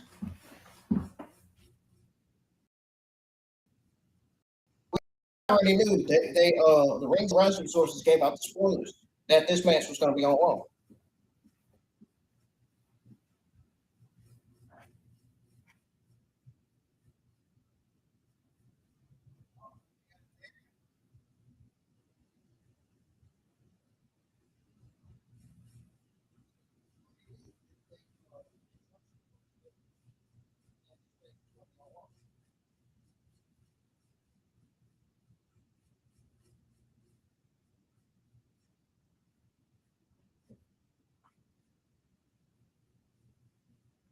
Man.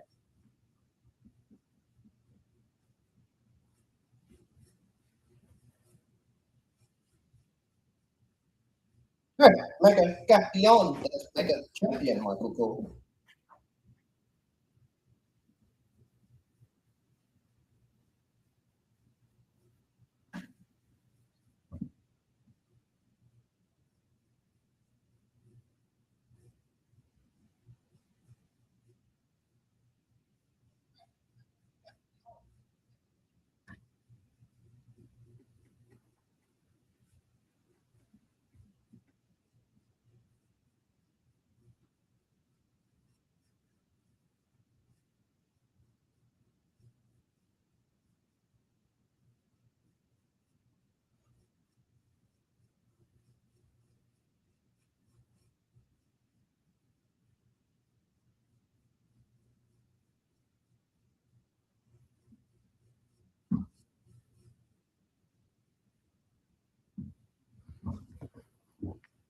This is a tag team match. Penta and Chad Gable versus Dominik Mysterio and JD McDonagh.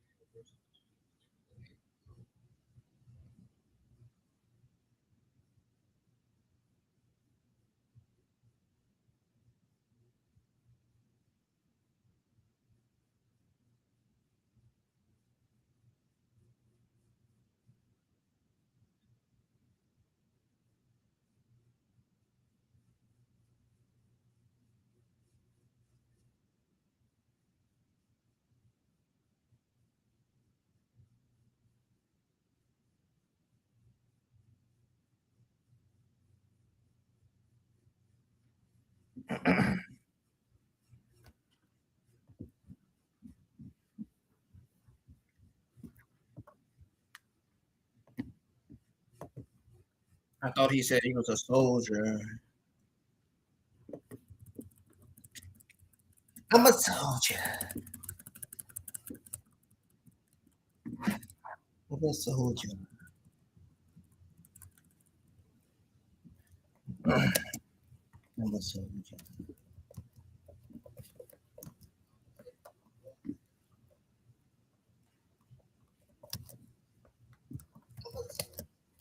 Oh man.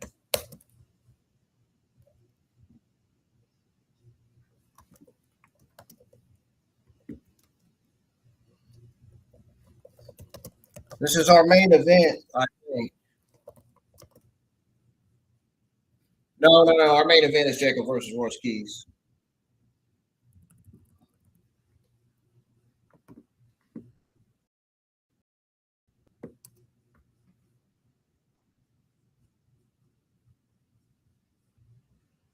Bro, what happened? I was just what?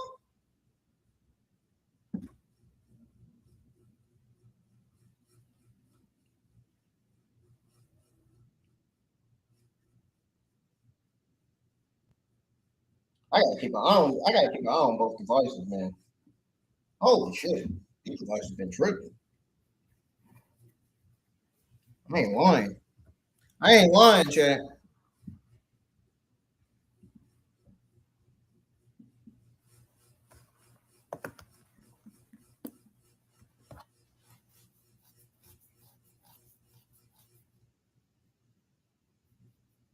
Dominic and JD taking control of this tag match so far.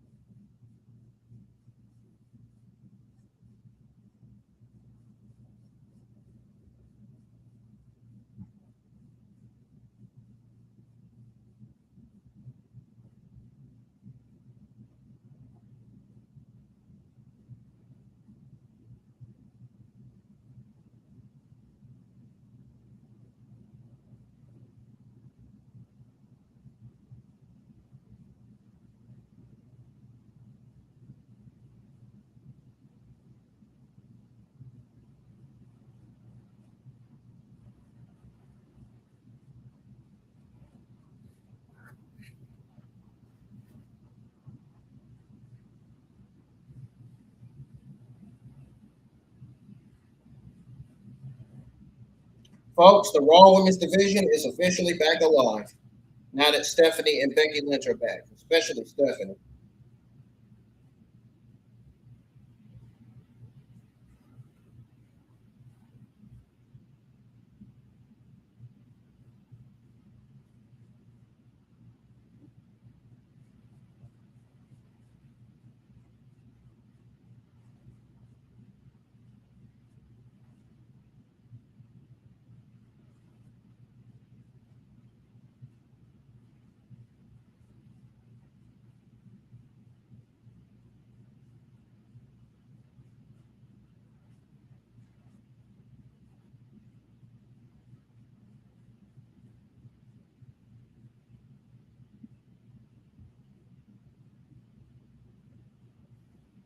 We really needed Becky and Stephanie back on Raw, man.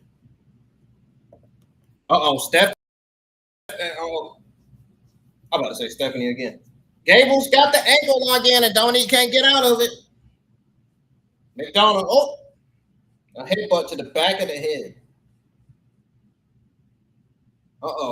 Penta now. Super.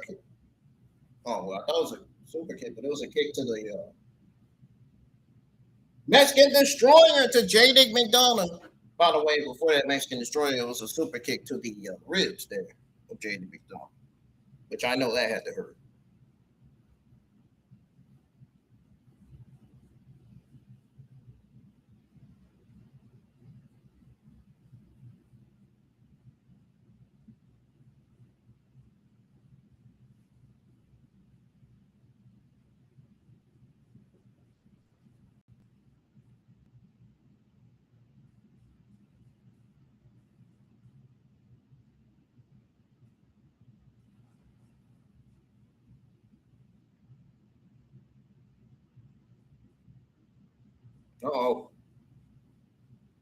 Chaos Theory by Chad Gable.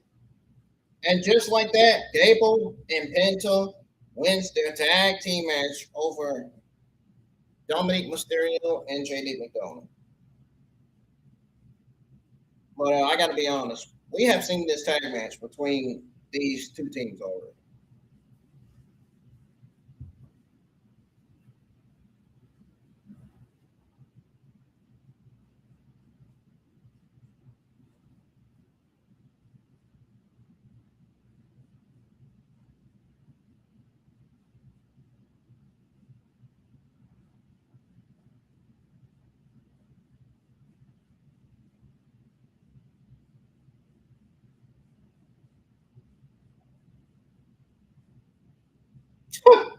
He said, Corey, I hate it when you're right.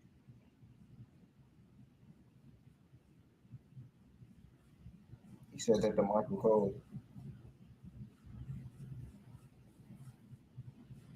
Man, I gotta show CM Punk Cody Rhodes. Man, I don't even want to see this match for the simple fact that they didn't turn Cody heel, man. Like, no. I called out WWE creative and administration for that.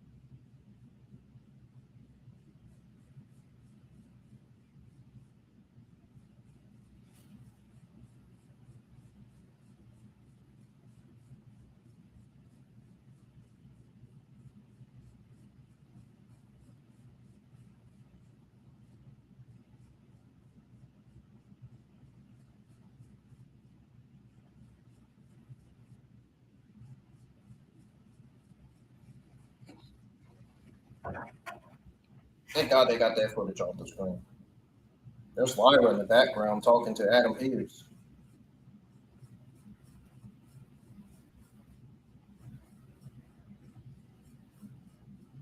Oh no. Oh, Bron Breakker wants Oba Femi.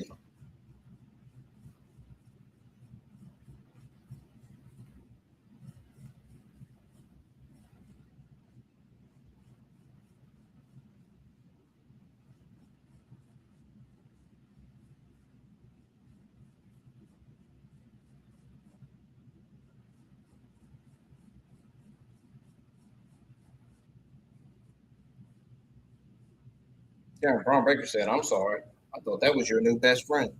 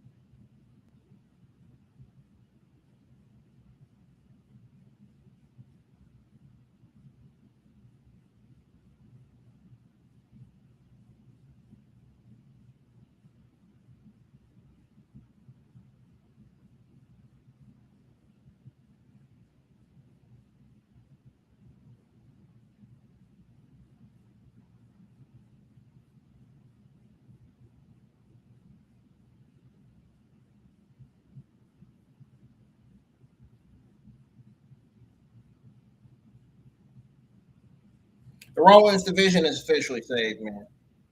With Stephanie and Becky back. The only division that's dead now is SmackDown. It's the SmackDown Women's division.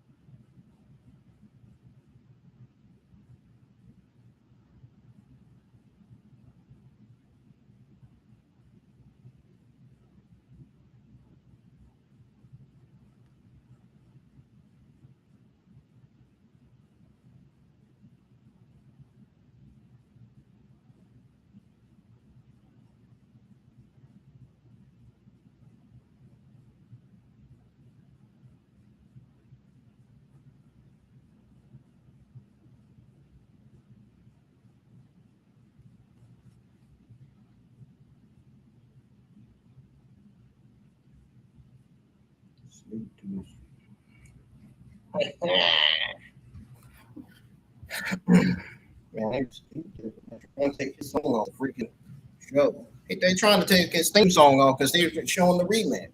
Man, I want to hear Jacob Fatu's theme song. Come on, man. Man, come on, man. Check this out, man. I want to hear that one.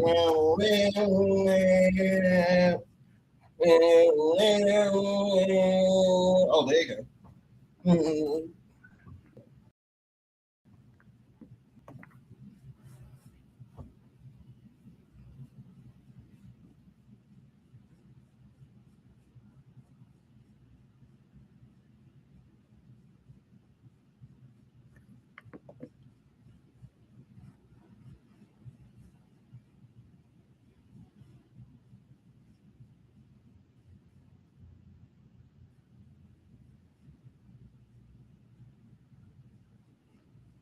There is Royce Keys.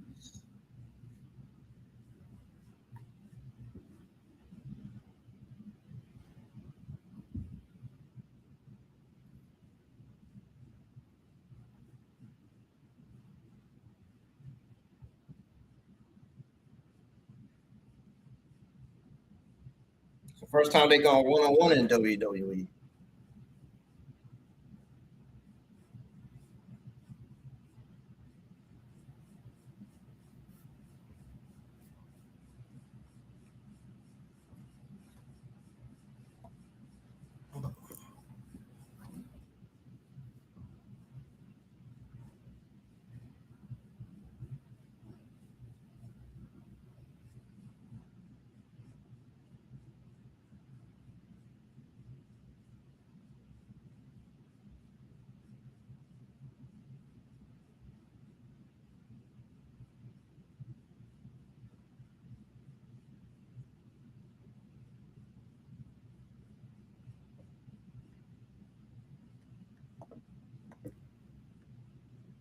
Showing the video package of Gunther versus Nick Aldis from night 2. And showing the return of Kevin Owens.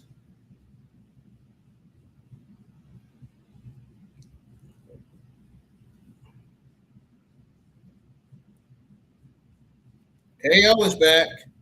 KO was back last week, man. He made his return last week, dude. It was great to see him back, man.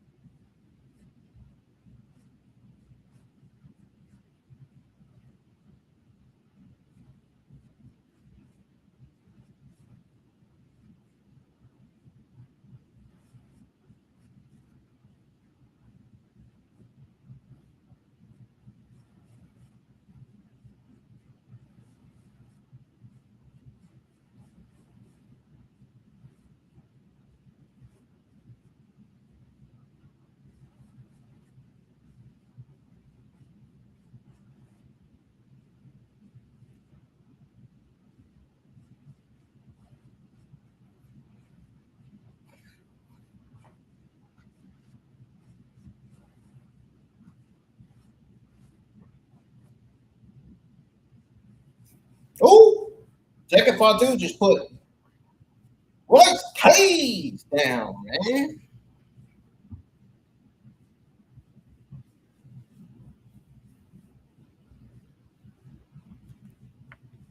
Uh-oh, here he goes. Here goes Jacob. Right into the announce. Right into Royce Keys, right into the announce table.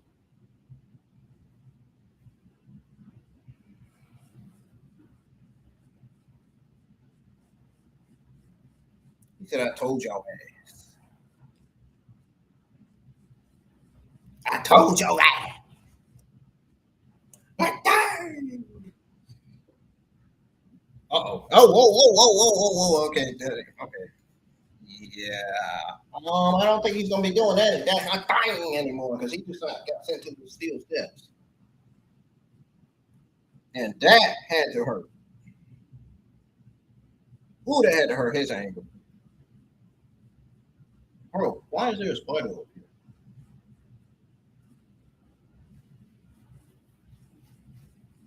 I don't like this.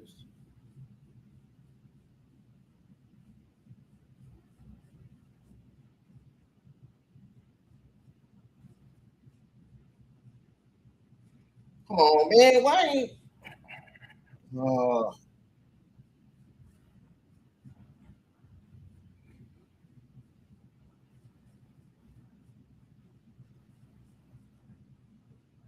Jacob said, I had no choice. I had to do this.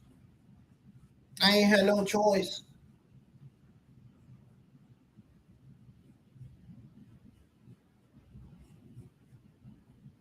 It was Royce Keys who said it. Not looking at you, apparently. It's uh-oh, here goes the Samara. Whoa. Dang. What a clothesline to the Samoan werewolf, Jacob Fatu. All right, where's Keys?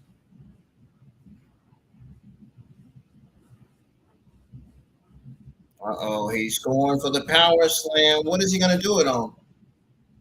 Oh! He went for the power slam on Jacob Fatu onto the barricade, and barricade failed. They both failed.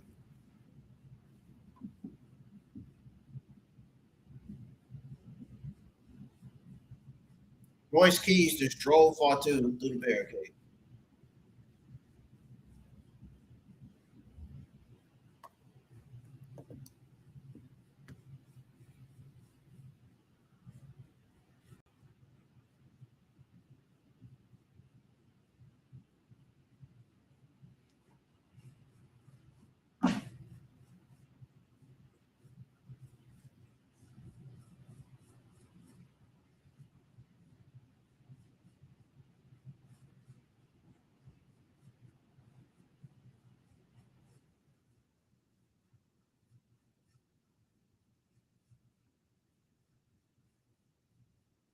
Oh,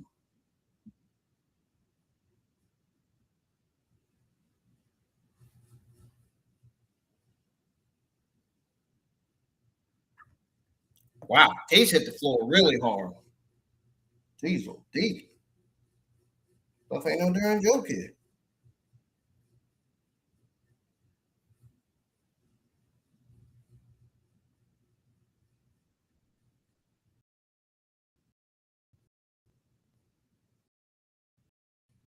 Similar to for TC.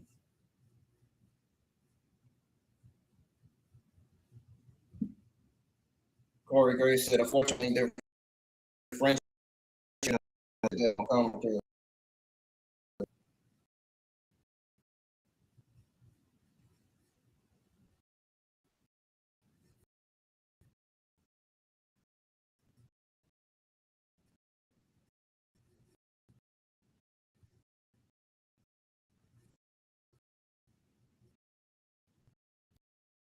Fatu went to the ice.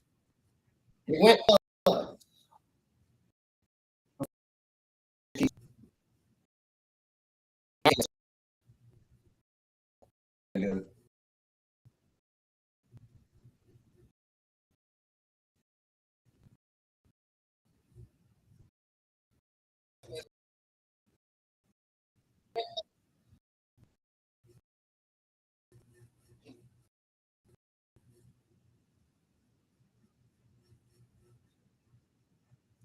Fatu got sent to the steps, not once, but twice.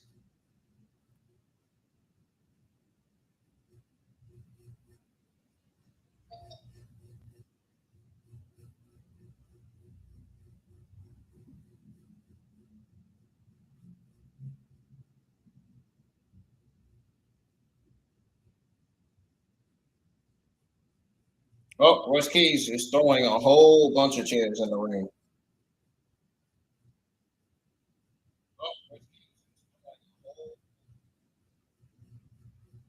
The fact that Jacob Fatu got sent to the steps not once but twice, man, that was brutal.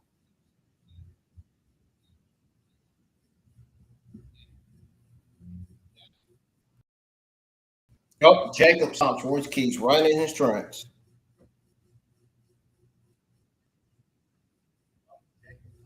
Vicious as we believe this match would be.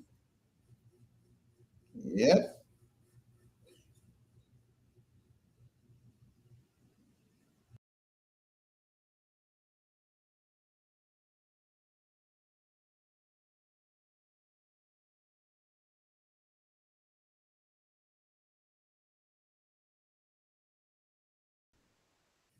Ooh, woo! Royce Keys just hit Jacob Fatu with a kendo stick 5 times.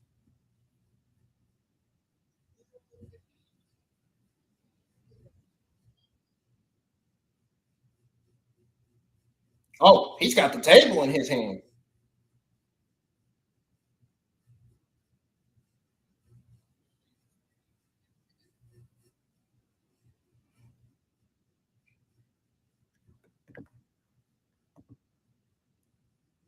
Jacob Fatu unloading on the kendo stick.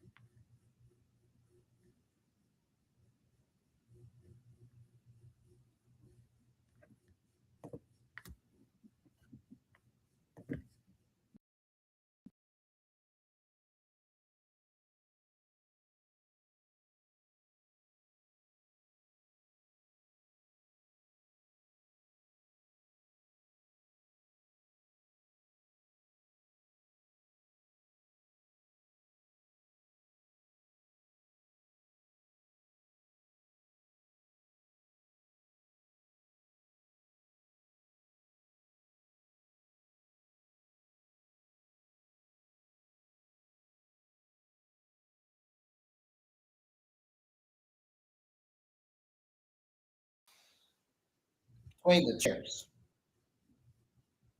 Spine first on the two chairs.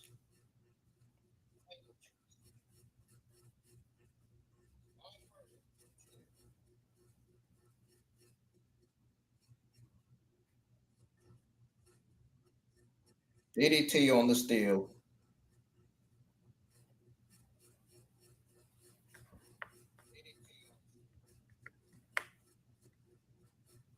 Simone Williams ain't done yet.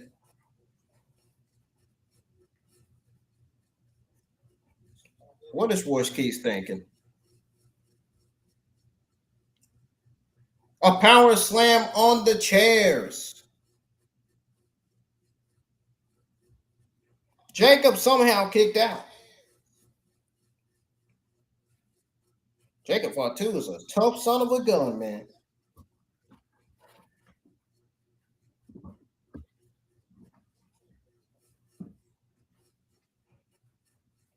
I'll be able to kick out from there.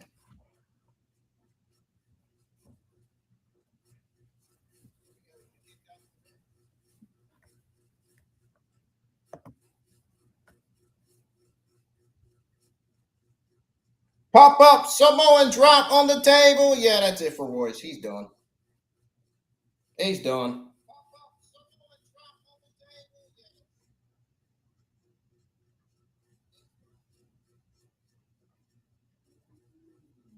Mighty moonsault to Royce Keys. Uh-oh. He's locked in. The Tonga death grip.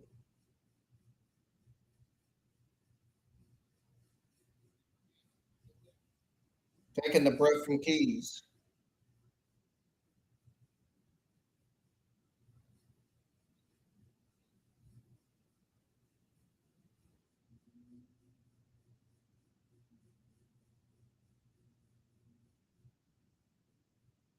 Man, come on, man. You didn't even get pounded.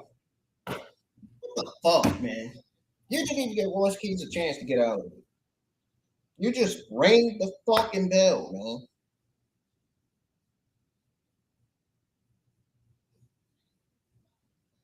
I'm talking about the referee. I ain't talking about Jacob.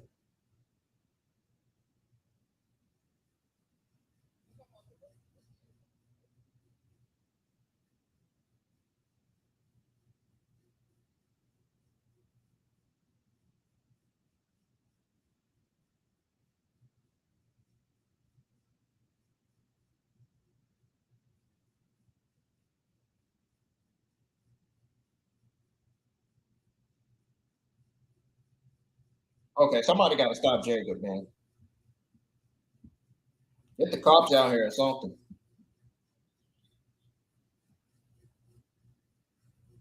He said, I told you. I told you.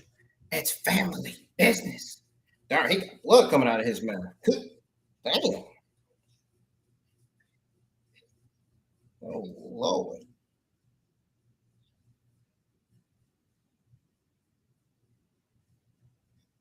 Somebody stop Jacob, man. Keys is very, very bleeding from the mouth. I think Keys is going to come back stronger, man. Oh, he's definitely going to come back stronger.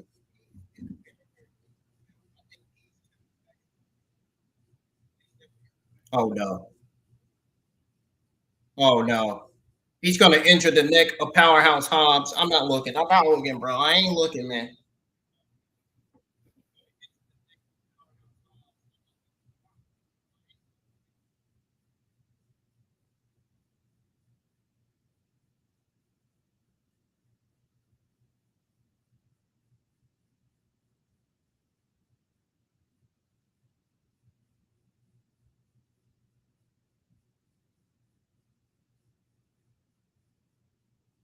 Oh,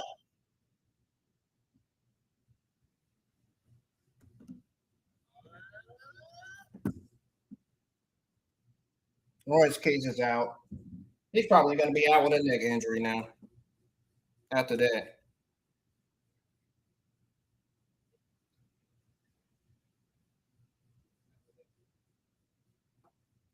Michael Cole said, get that damn animal out the ring and get the doctor. Michael Cole.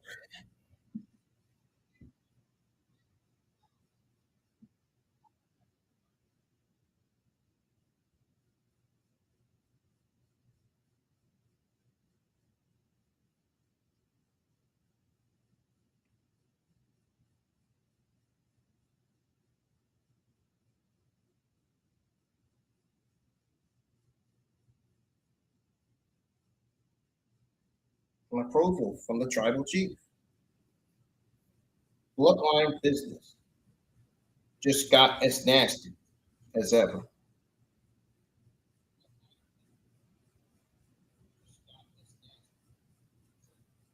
That's what Michael Cole says.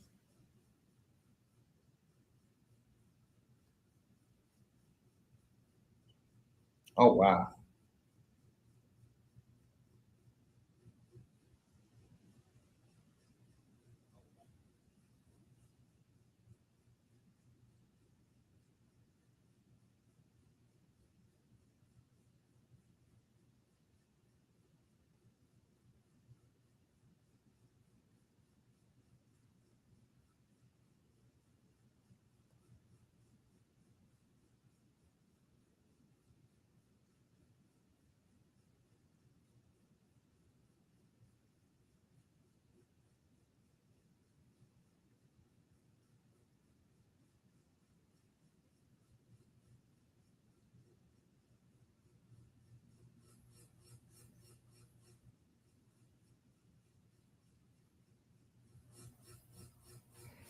Right, Mysterio said, "You know I'm the GM of AAA, right?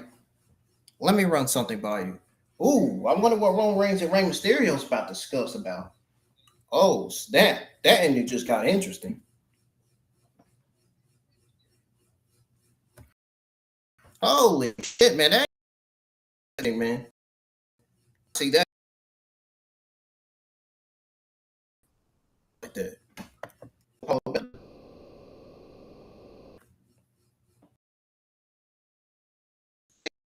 AEG the whole time.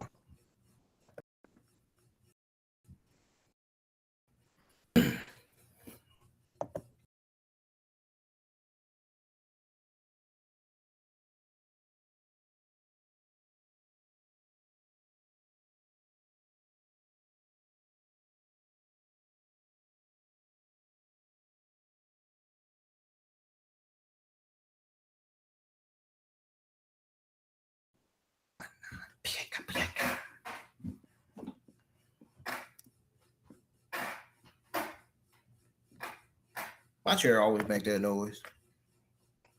Might be old now. I had to get a new one.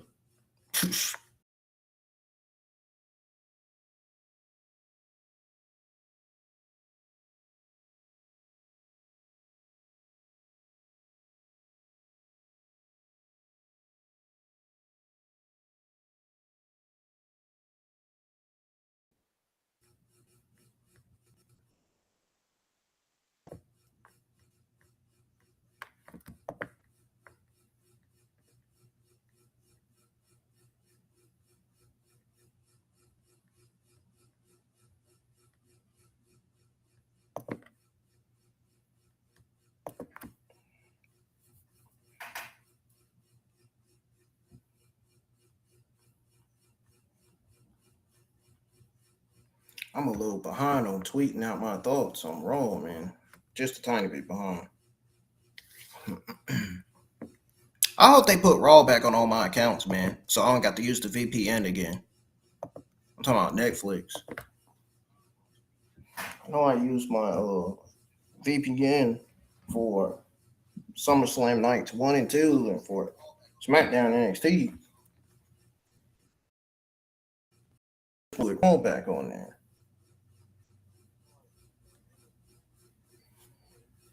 Maybe in about a few more days they should put Raw back on there.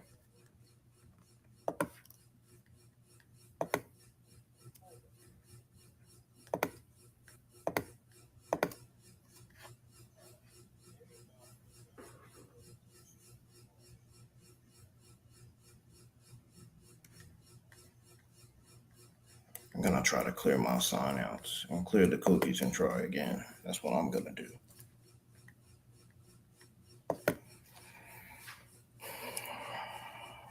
What are y'all's thoughts on Raw tonight?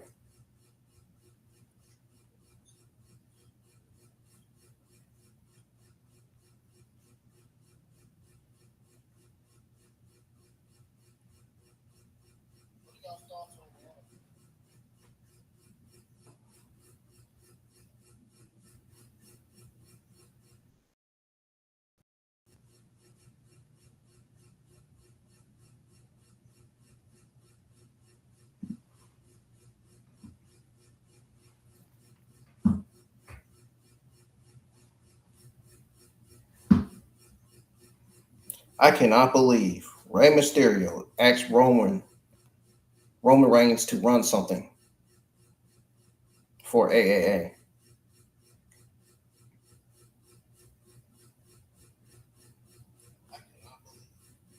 Are we getting Penta for Triple Mania, Roman Dominik, or El Grande Americano versus Roman? I think it's because of Worlds Collide. I think this is why Rey Mysterio and Roman Reigns is about to have a discussion with potentially Roman and Punk being there.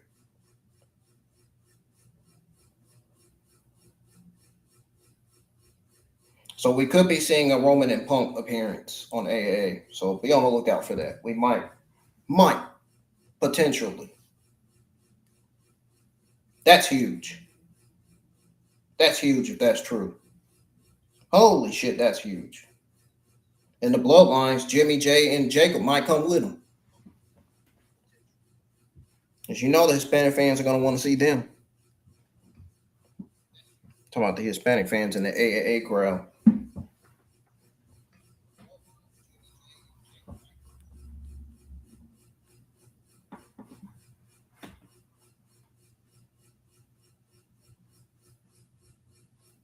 Woo-wee! That ending was interesting, though. Rey Mysterio and Roman Reigns face to face. Rey Mysterio telling Roman to run something, man. That was wow. I never even fucking expected that to see that.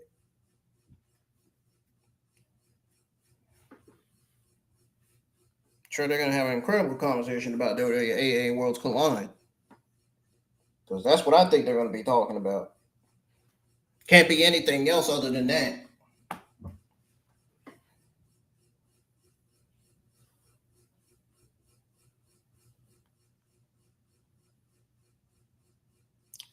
Well, anyway, folks, I'll be right back. Don't go anywhere. Going on full break. I'll even share the stream and let y'all know that I'm going on full break. When I come back, I'll go over my overall results, thoughts, and grade on the entire Monday Night Raw SummerSlam Fallout episode. Good news is Monday Night Raw is getting a higher grade for me tonight. There were only two terrible things on this show tonight. Everything else was fucking solid, spot on. This was a good Monday Night Raw. I'm not going to lie. I'm not going to reveal to y'all what the higher grade is going to be until I come back. So stick around. I'll be right back. Don't go anywhere. Make sure y'all share the stream and keep supporting the channel. And make sure we get the likes on the stream, man, because I ain't been seeing none. And get the views up on these watch parties, videos, and live streams. Be right back.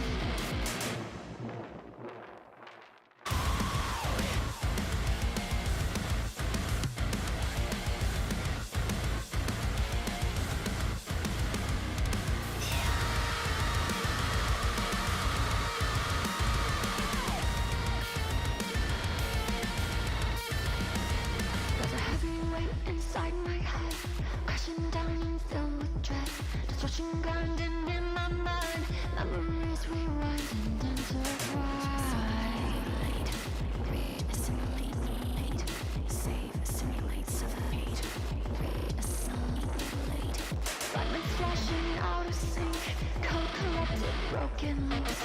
Stuck at power, hard reboot. Stuck inside a never-ending loop. Assimilate, mutilate. Rage, assimilate, mutilate. Save, assimilate, suffocate. Rage, assimilate, mutilate. I'm glitching out. I'm glitching out.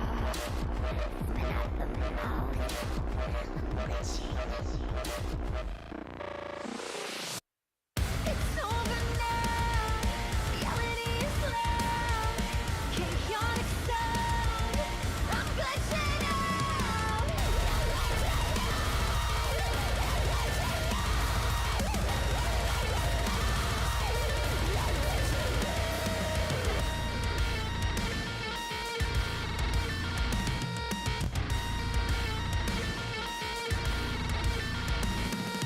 Static noise rattles my bones, reminding me I am alone.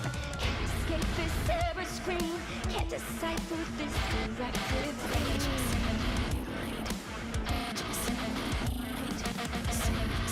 Suffocate.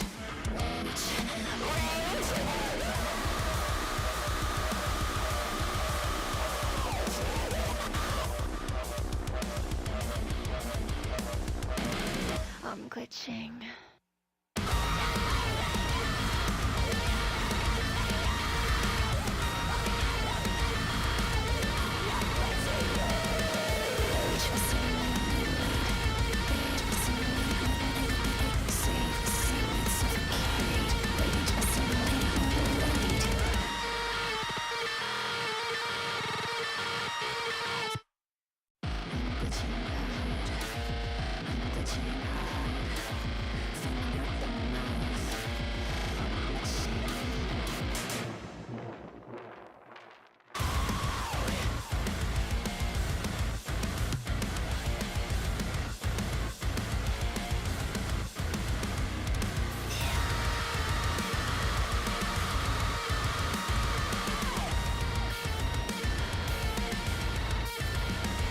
There's a heavy weight inside my head, crashing down and filled with dread.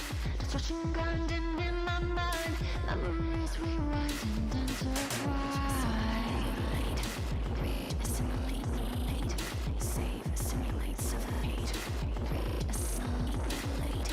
Fragments flashing out of sync, code corrupted, broken loose.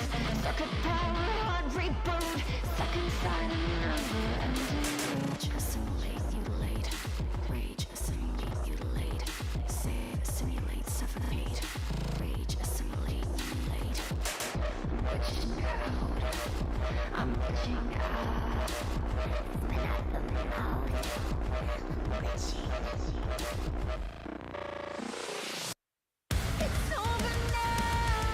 Reality is loud. Chaotic sound. I'm glitching out.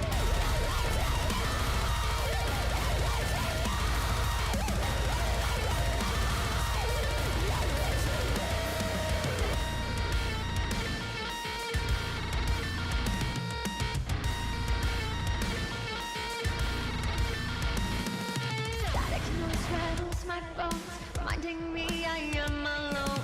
Can't escape this terror scream, can't decipher this directive range.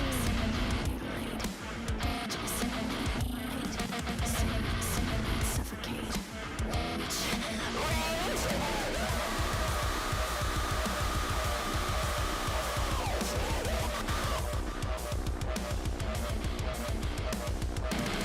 I'm glitching.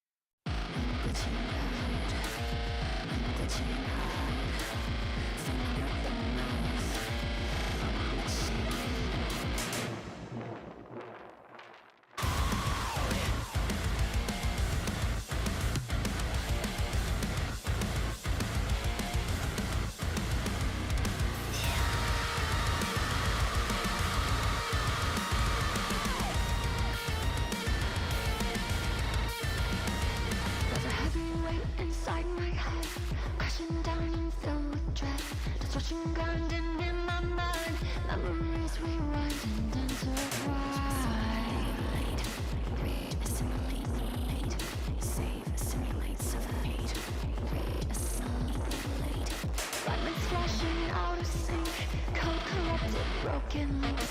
Circuit power, hard reboot. Stuck inside a never-ending loop. Assimilate, mutilate. Rage, assimilate, mutilate. Simulate, suffocate. Rage, assimilate, mutilate. I'm glitching out. I'm glitching out. Movement out the mouth. I'm glitching. It's over now. Reality is loud. Chaotic sound. I'm glitching out.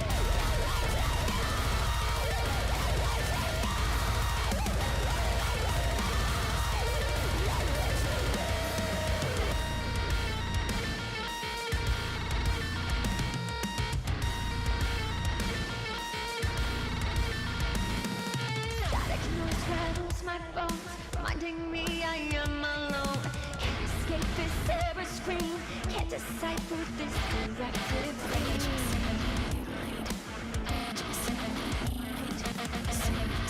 Suffocate.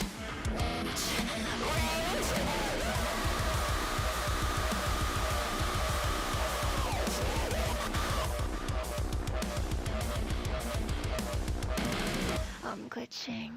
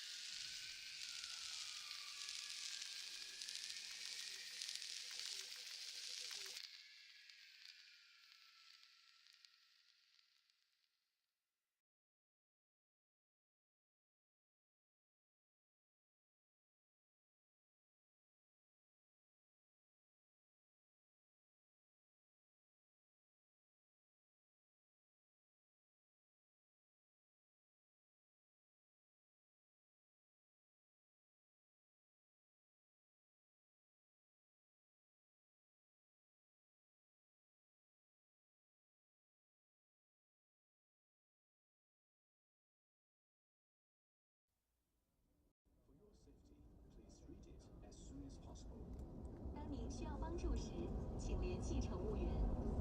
Please contact flight attendants when you need help.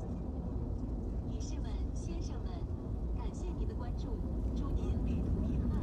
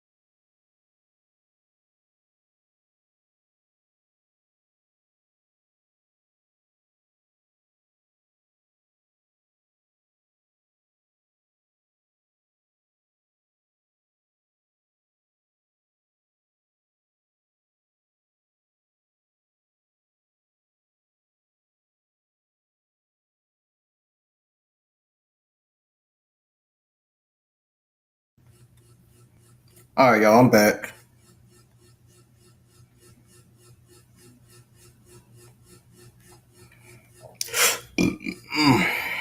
Whew. And I mean, I know it took me a little while, but it didn't take me long, if y'all know what I mean.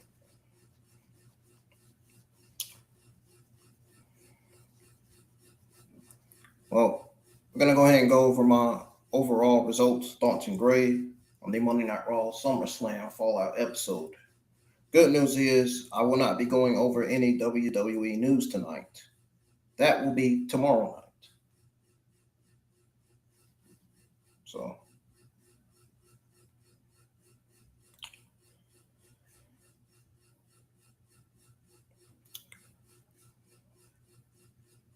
we know that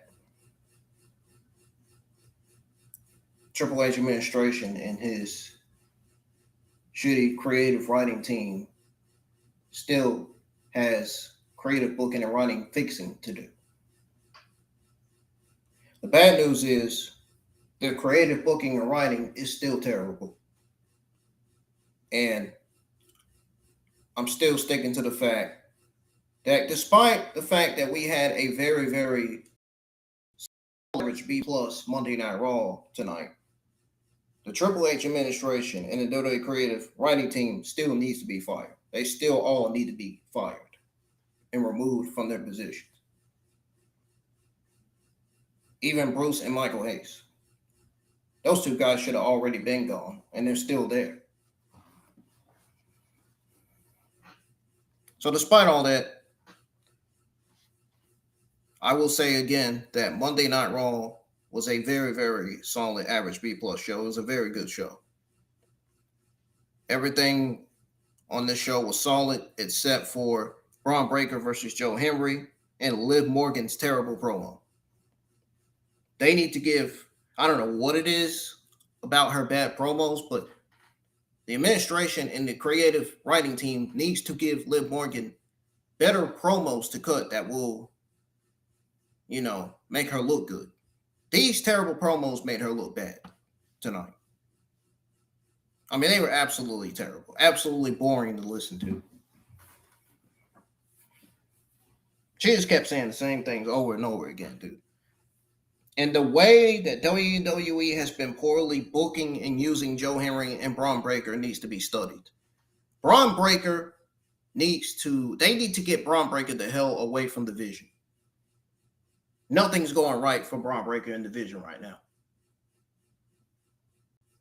It's like he's stuck. WWE knows it, but they don't want to get him away from the division. They don't want to get him away from the faction.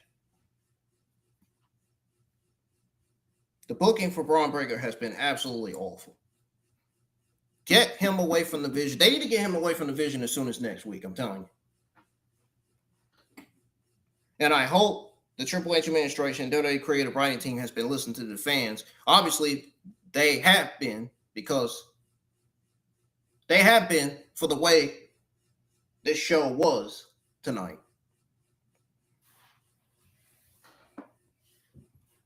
They were actually listening to the internet wrestling community. They need to listen to the internet wrestling community more, especially when they complain, when they have a right to complain.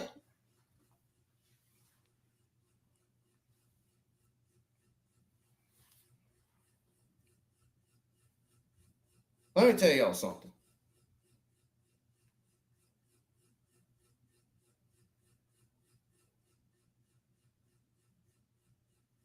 And this goes for the positive IWC accounts that continue to support Triple H administration and their shit WWE creative writing teams, awful creative booking and writing.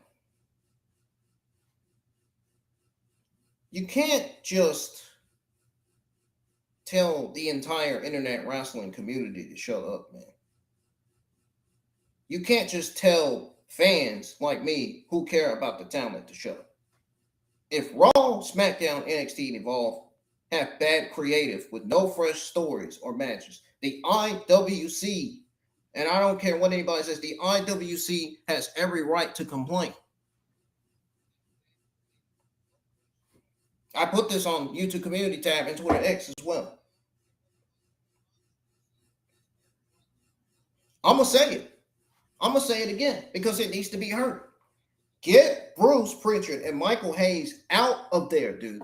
Get them out of there. This has nothing to do with how solid the show was on Monday Night Raw tonight. Get them out of there.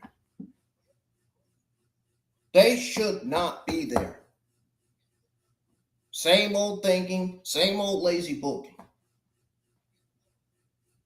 Terrible creative does not fix lazy creative, dude. I'm telling y'all right now, it just doesn't. I want to go ahead and get this out the way and mention this because I'm not going to be mentioning this tomorrow night for NXT.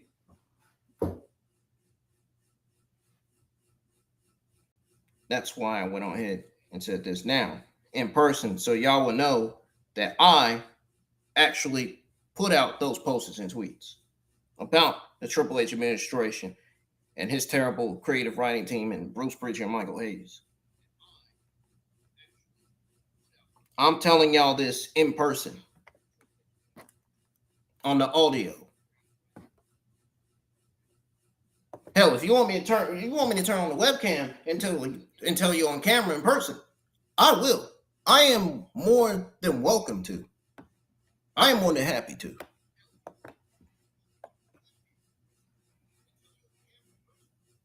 Because I'm generally being serious about what I'm saying here.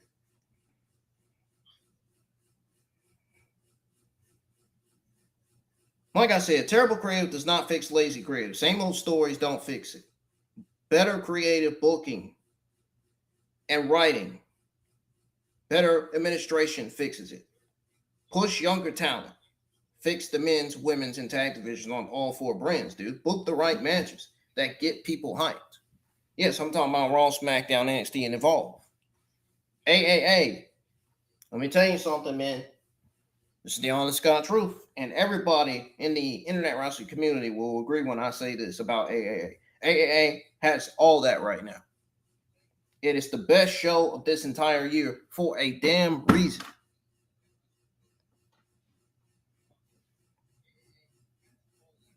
Triple H administration, TKO, and the creative team needs to take notes, man. You got to stop blaming the talent. And Triple H has times where he blames the talent, blames the IWC for blaming them. The IWC has every right to blame the Triple H administration and the creative writing team for their awful creative booking and writing. They have every right to. He can't stop that.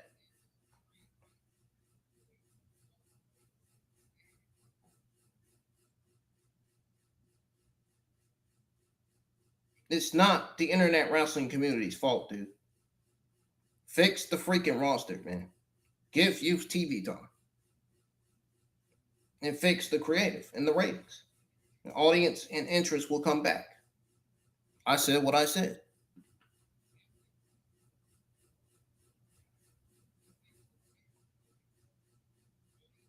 And before I go further into going over my Monday Night Raw SummerSlam results, overall thoughts, and grade on the entire Monday Night Raw SummerSlam Fallout episode, I also want to say that I did also post and put out a tweet earlier the other day explaining on why Triple Fraud and his whole administration, Michael Hayes, Bruce Pritchard, and the entire creative writing team should all be fired. I even told my parent this. I even told my followers this too.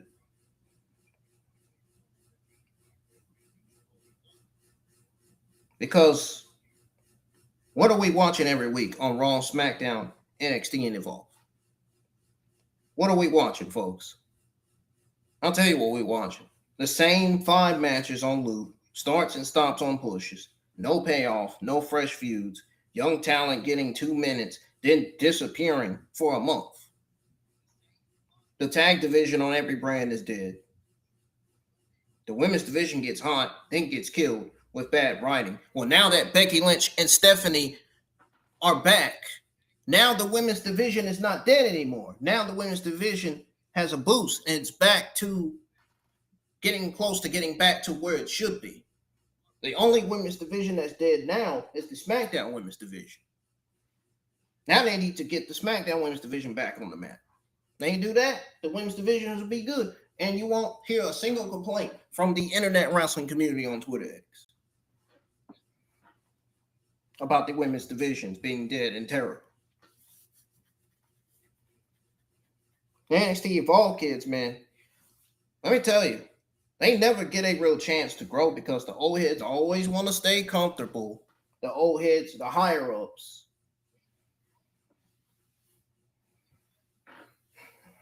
Hayes and Pritchard have been there forever, dude. And it shows. It definitely shows. Same dusty ideas, same protected favorites, same lazy finishes. Triple H came in talking about long-term storytelling, and all we got is longer promos, less wrestling.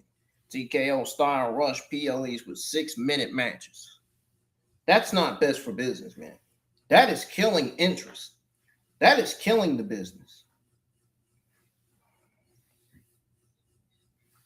You got a full locker room full of hungry talent that could main event anywhere. And AAA is proving why. AA is proving that when you actually book people, right, with simple logical stories and let them wrestle, the fans care. WWE has the roster, but the office is holding everybody back. So yeah, clean house, new writers, new bookers, new minds who actually watch wrestling in 2026 and know how to actually build new stars. Until that happens,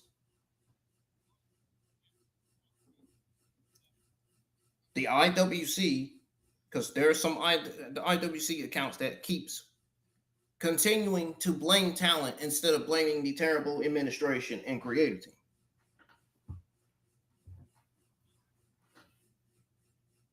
Stop blaming Cody, Rhea, Braun, Trick, Chelsea. Stop blaming all this talent and everybody else on Monday Night Raw and SmackDown television, dude.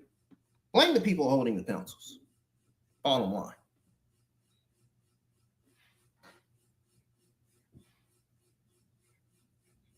And now with all that being off my chest and out the way, now I can go ahead and go over my overall thoughts and grade and results on the Monday Night SummerSlam Fallout.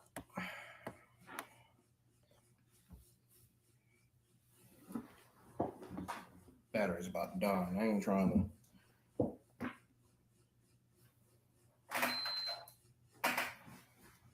Damn, I wasn't trying to cut on the damn game. That was a weird noise.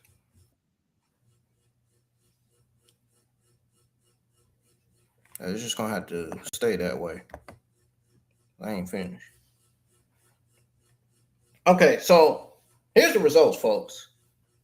Roman Reigns promo to open. Javon Evans defeat Paige. Sol Ruca defeats Roxanne Perez by DQ. Bron Breakker defeated Joe Hendry. And then Penta and Gable defeated Dirty Dom and JD McDonagh. Royce Keys versus Jacob Fatu street fight main event. Fatu won that. Now, as far as my thoughts, Triple H had to set the tone after SummerSlam because a lot of stuff felt either finished or left undecided. And I think Raw actually did a lot to push several angles forward. Roman Reigns kicks off saying him and Seth Rollins found peace, but LA Knight interrupts. This was one of the best things of the entire show. Congratulates Roman on retaining by him, but calls him a fraud because while Knight been calling Roman out for months, Roman sent the bloodline to take him down. Roman fires back saying the only fraud he sees is the one with a Walmart. He said the one with a Walmart watch and says Knight don't get a title shot by bitching and moaning and tell him to get in the back of the line. Basically.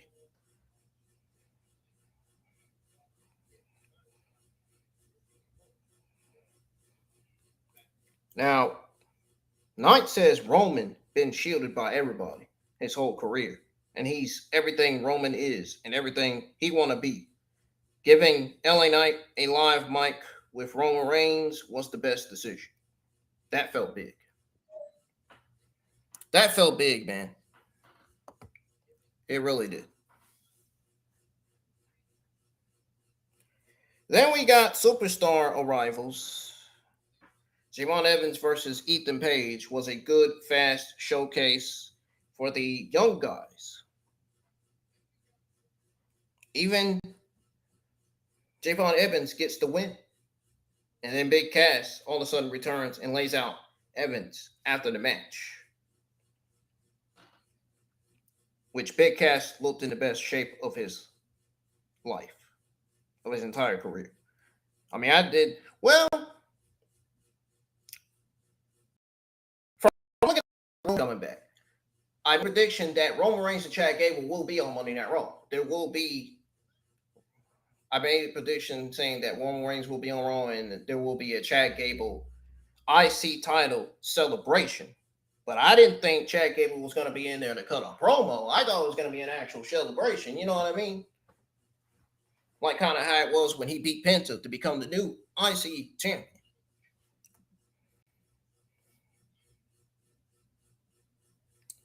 And Chad Gable, he cut a hell of a promo too. That was a great promo by Chad Gable. Backstage, the Bloodline segment where Roman scolded them for losing to LA Knight, Solo Sikoa, and Royce Keys at SummerSlam was needed. Roman was not playing.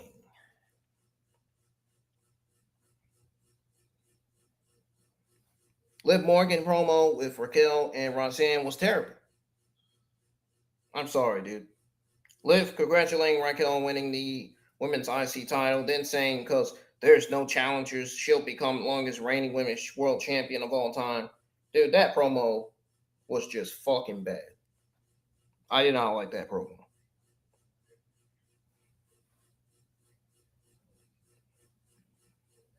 It made her reign look even weaker. It really did. Legitimately. And I'm not the only one saying it. There's people in the IWC that's saying that too. About Liv Morgan's promo. About her reign.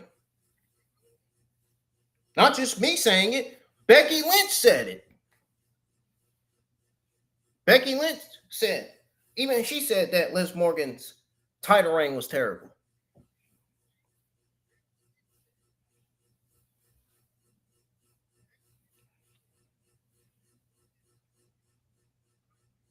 Sol Ruca versus Roxanne Perez was solid till the DQ finish. Judgment Day laid out Ruca after. Then Becky Lynch returns and cuts a promo on Liv Morgan saying worst reign of all time. See? Liv says Becky jealous because she was the greatest champ ever. Becky says she wasn't even the best champ Dom slept with.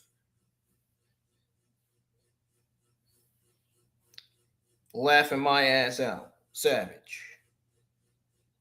Ha ha ha ha ha ha. This shit wasn't even funny. Anyways. Then Stephanie Becker, La Primera, the Chilean luchadora, Señorita Bonita. You know, the former WWE World Women's Champion. She made her return. She wiped out the entire Judgment Day by herself. The returns of Stephanie and Becky Lynch in the women's division just saved that whole goddamn segment and division altogether. Holy fucking shit, is the Raw Women's division back to where it needs to be. Might as well say the Raw Women's division is better than the SmackDown Women's division once again, with Stephanie and Becky Lynch back to boost up the division and to make it better again. Told you Stephanie was needed. I told you without Stephanie, the women's division is dead. Even without Becky, the women's division was dead. Now they're back. Now it's not dead anymore. Now I'm saying this in real life. I'm not even saying this to be scripted. I was real serious when I said that. I've been saying this shit for weeks. Weeks and weeks and weeks. Oba Femi and Heyman, backstage segment, then Oba Femi promo as the rumor was fired, dude. Oba Femi cut one of the biggest fucking promos of his entire career. Let's be honest, Oba Femi is always known for cutting good promos in the ring. Because he's the ruler, the destroyer, the breaker of war. He knows how to do everything. He can even cut a good promo backstage in an interview. That's how good he is. Oba said, words can't describe night one of SummerSlam. Him and Brock went to war and now have respect. He thought Brock was jealous when he made his life miserable, but it was a test. The fact that he said all that was an indication that we was about to get a banger promo from him, and we did. This was fucking good stuff from Oba, man. Oba is fucking great, man. He really is. Oba is going to be in the WWE for a long time. I can see it. That guy's not going nowhere. As long as he's getting paid good money, man, he's not going nowhere.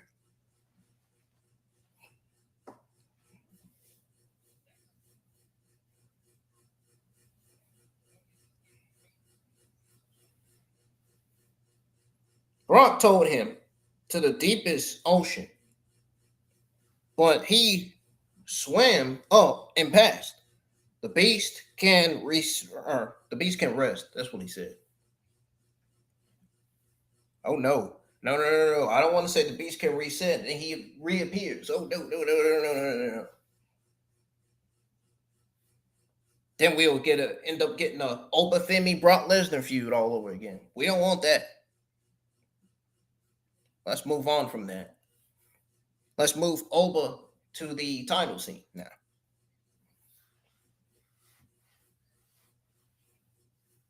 So that's where he needs to be, especially after beating Brock. He deserves a title opportunity.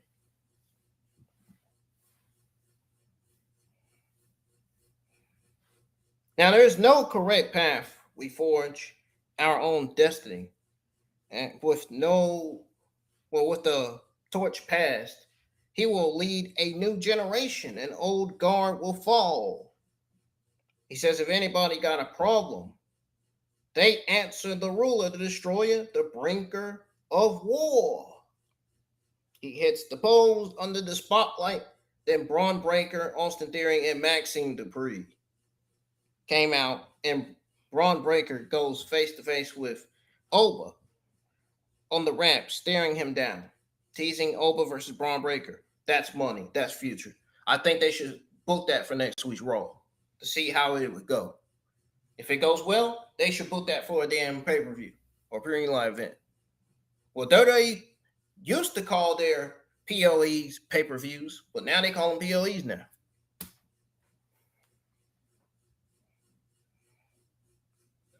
But Oba versus Bron Breakker, book it. That is money written all over it.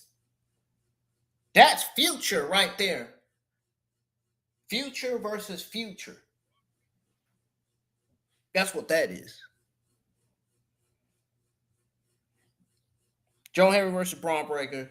This shit was the worst part of the night for me. And it's not even Bron Breakker or Joe Hendry's fault, man. It's not even them. It's the administration and their fucking lazy booking, man. The creative team's lazy booking needs to be studied. The lazy booking of Bron Breakker and Joe Hendry.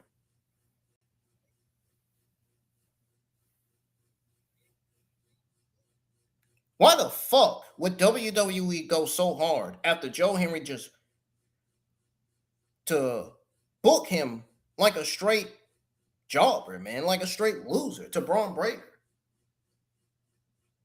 in like 2 freaking minutes, man? This was crazy work. At the end of the day, Bron Breakker and Hendry deserve They absolutely deserve better. They both deserve better, dude. After how terribly they was treated on Raw. I did not like that at all. Yes, that is one of the many things that I was mad at the administration and the creative writing team over. That right there. It's one of the many things that pisses me off about them. The way they booked this talent right here. And how short the match actually was.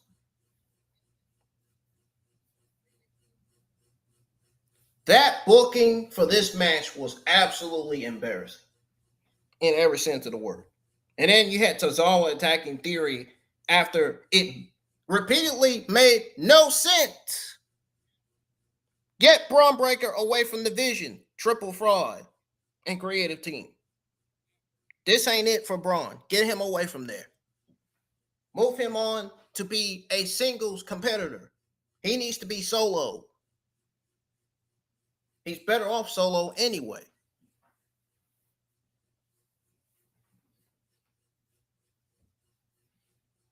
Hitcast backstage promo saying Javon Evans won't be the last to get laid out. Short, but okay. Chad Gable promo thanking fans for 10 years of support was wholesome, real moment. Chad Gable cut some of the solidest promos of his career. I want to say some of the best promos of his career. That's what I wanted to say. Then Penta comes out and congratulates him on being IC champion. Calls him great luchador, best wrestler in the world, respect. Then Dominik and JD McDonagh interrupt, and we got Penta and Chad Gable versus Judgment Day tag. That match was fun. That match was absolutely fun, dude. Penta, Tope con Hilo. Yes, Tope con Hilo. Yes, I said that. That's what they call it when Penta dies over the ropes onto everybody that's outside the ring. Angle slam from Gable, Mexican Destroyer.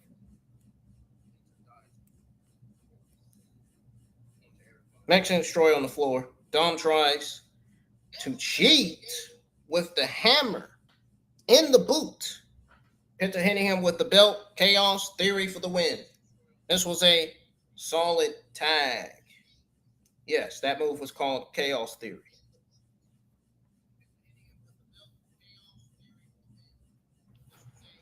Braun and Heyman backstage segment, setting more up. Main event saw Royce Keys versus Jacob Fatu.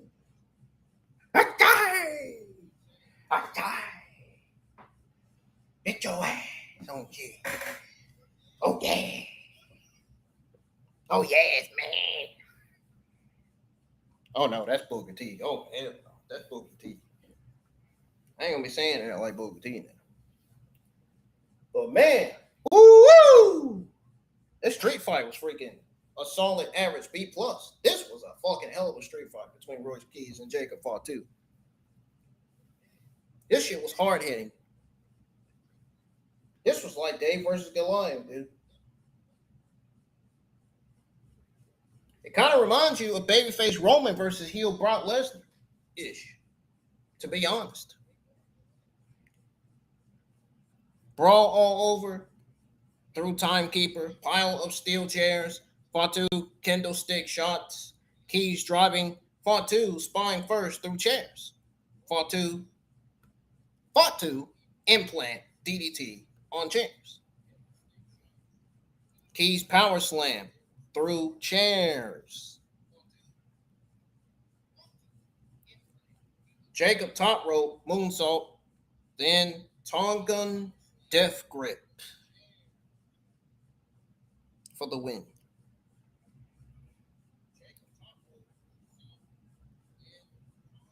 This rebuilds Jacob's momentum after Saturday's loss, but at the expense of Keys, which I hate.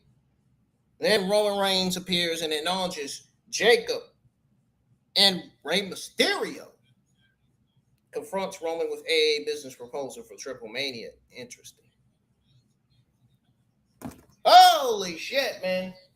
Either Roman Reigns is going to be the host of Triple Mania 34, or he's going to be in a match against the Luchador version of CM Punk for Triple Mania 4, because I can't see them booking CM Punk versus El Grande Americano or CM Punk versus Dom. And he could be showing up for AAA, WWE, I got it backwards. WWE Worlds Collide. CM Punk could be showing up for that too. A lot of possibilities there, man. That ending got interesting, man. That was a interesting ending, man. A shocking one too at that. So here's my final grade for this entire Monday Night Raw SummerSlam Fallout. Solid average B+. Everything was solid except Joe Hendry versus Bron Breakker and Liv Morgan's terrible promo, dragging it down. But the returns, Oba versus Bron tease, Roman and Knight might work, carried it. This was good stuff. Even though the entire administration and the entire WWE writing team still needs to be all fired, I got to give them credit for giving us a solid Raw tonight.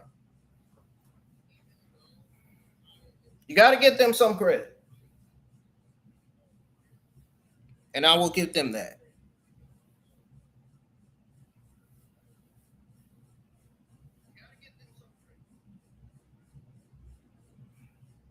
And after SummerSlam, a lot of stories were either finished or just hanging with no direction.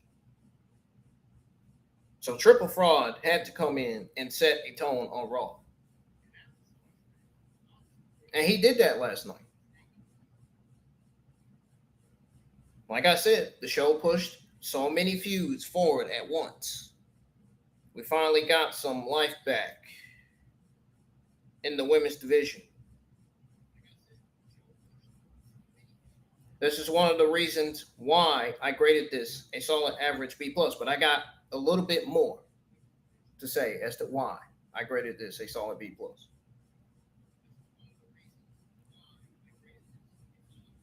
We finally got some life back in the women's division with both Stephanie and Becky Lynch returning. They started planting seeds for Oba and Bron Breakker, which would be an absolute war. Like I said, letting LA Knight go face-to-face live on the mic with Roman Reigns to kick off the night was the best call. All of this that I just went over, that is why I'm still at a solid average B+ overall, despite some bad spots. That grade is not changing for this episode of Raw. No, I'm not changing. If anybody in the internet wrestling community on Twitter X tells me that it's an F, they're lying. It was not an F. It was definitely a solid average B+. It wasn't an A show, but it was definitely a B show. I'm talking about the grade.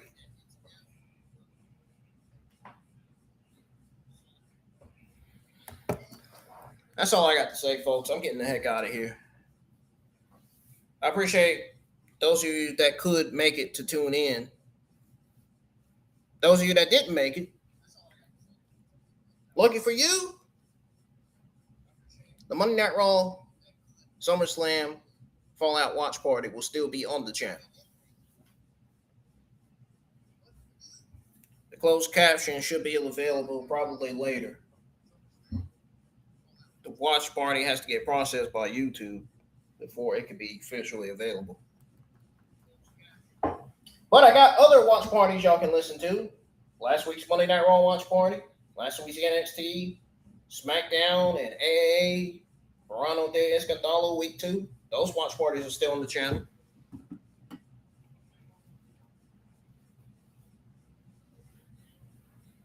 SummerSlam nights 1 and 2 watch parties are on the channel as well. I got to put timestamps in the description for all those, and I'm going to be working on that today. I'm going to put some timestamps in some of them before I go to bed. And then when I get up and eat breakfast, I'm gonna work on the thumbnail and schedule the NXT watch party. And then I'm gonna have my Wednesday off. I ain't streaming nothing Wednesday. Thursday, I'll be live for some Pokemon Horizons. Anybody that's a Pokemon, whether you're a new or old Pokemon fan, man, tune in. I'm gonna be going live in portrait mode to see if we can get some people in. Because in landscape, the last time I did in landscape mode, nobody really tuned in to listen.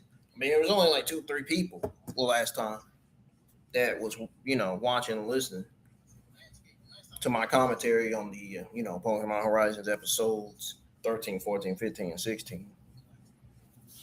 We'll be live for episodes 17, 18, 19, and 20. So got some catching up to do on that. I have watched all the Ultraman movies and series except for the Ultraman Arc movie, Ultraman Omega series, and the newest Ultraman thing that the newest Ultraman season and episodes that they done released on the Ultraman YouTube channel.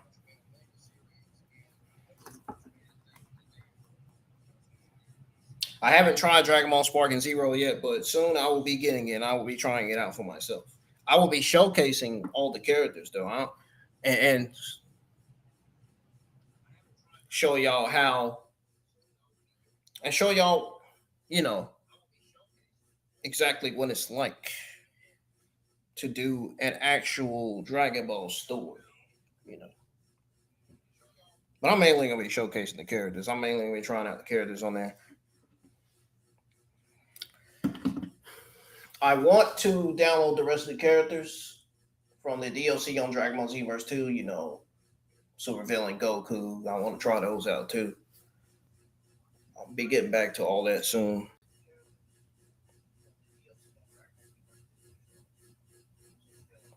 I still want to post screenshots of the Pokemon I have on the mobile version of the Pokemon Home because I showed y'all the Pokemon on the video on the Nintendo Switch 2 version.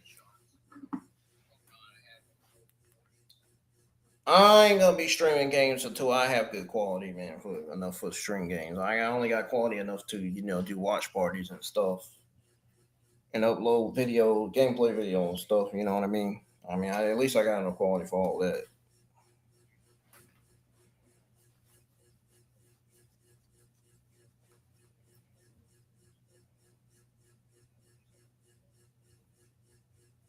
Anyhow, good night, y'all, and good morning. I will see y'all live for NXT tonight. It is going to be, I'm telling you right now, either it's going to deliver or it's going to fail. It's either going to be solid or mid. I don't think we'll be getting an NXT, solid or terrible NXT. I don't think we'll be getting a terrible NXT episode. I'm going to have to look at the card and put out my grade predictions when I do. And you'll get an idea of what grade I'm looking at, what grade prediction I'm looking at for tonight's NXT. Deuces, I'm out of here, folks. Have a smile upon you.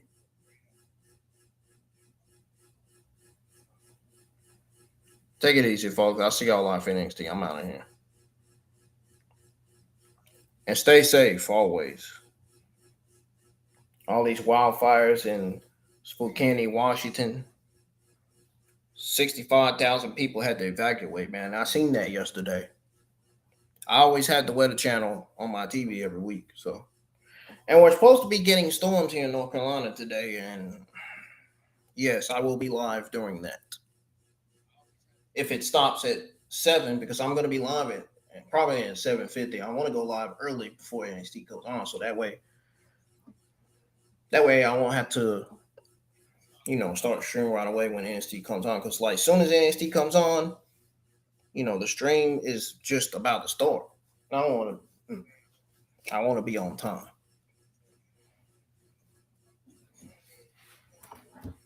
So I'll see y'all then.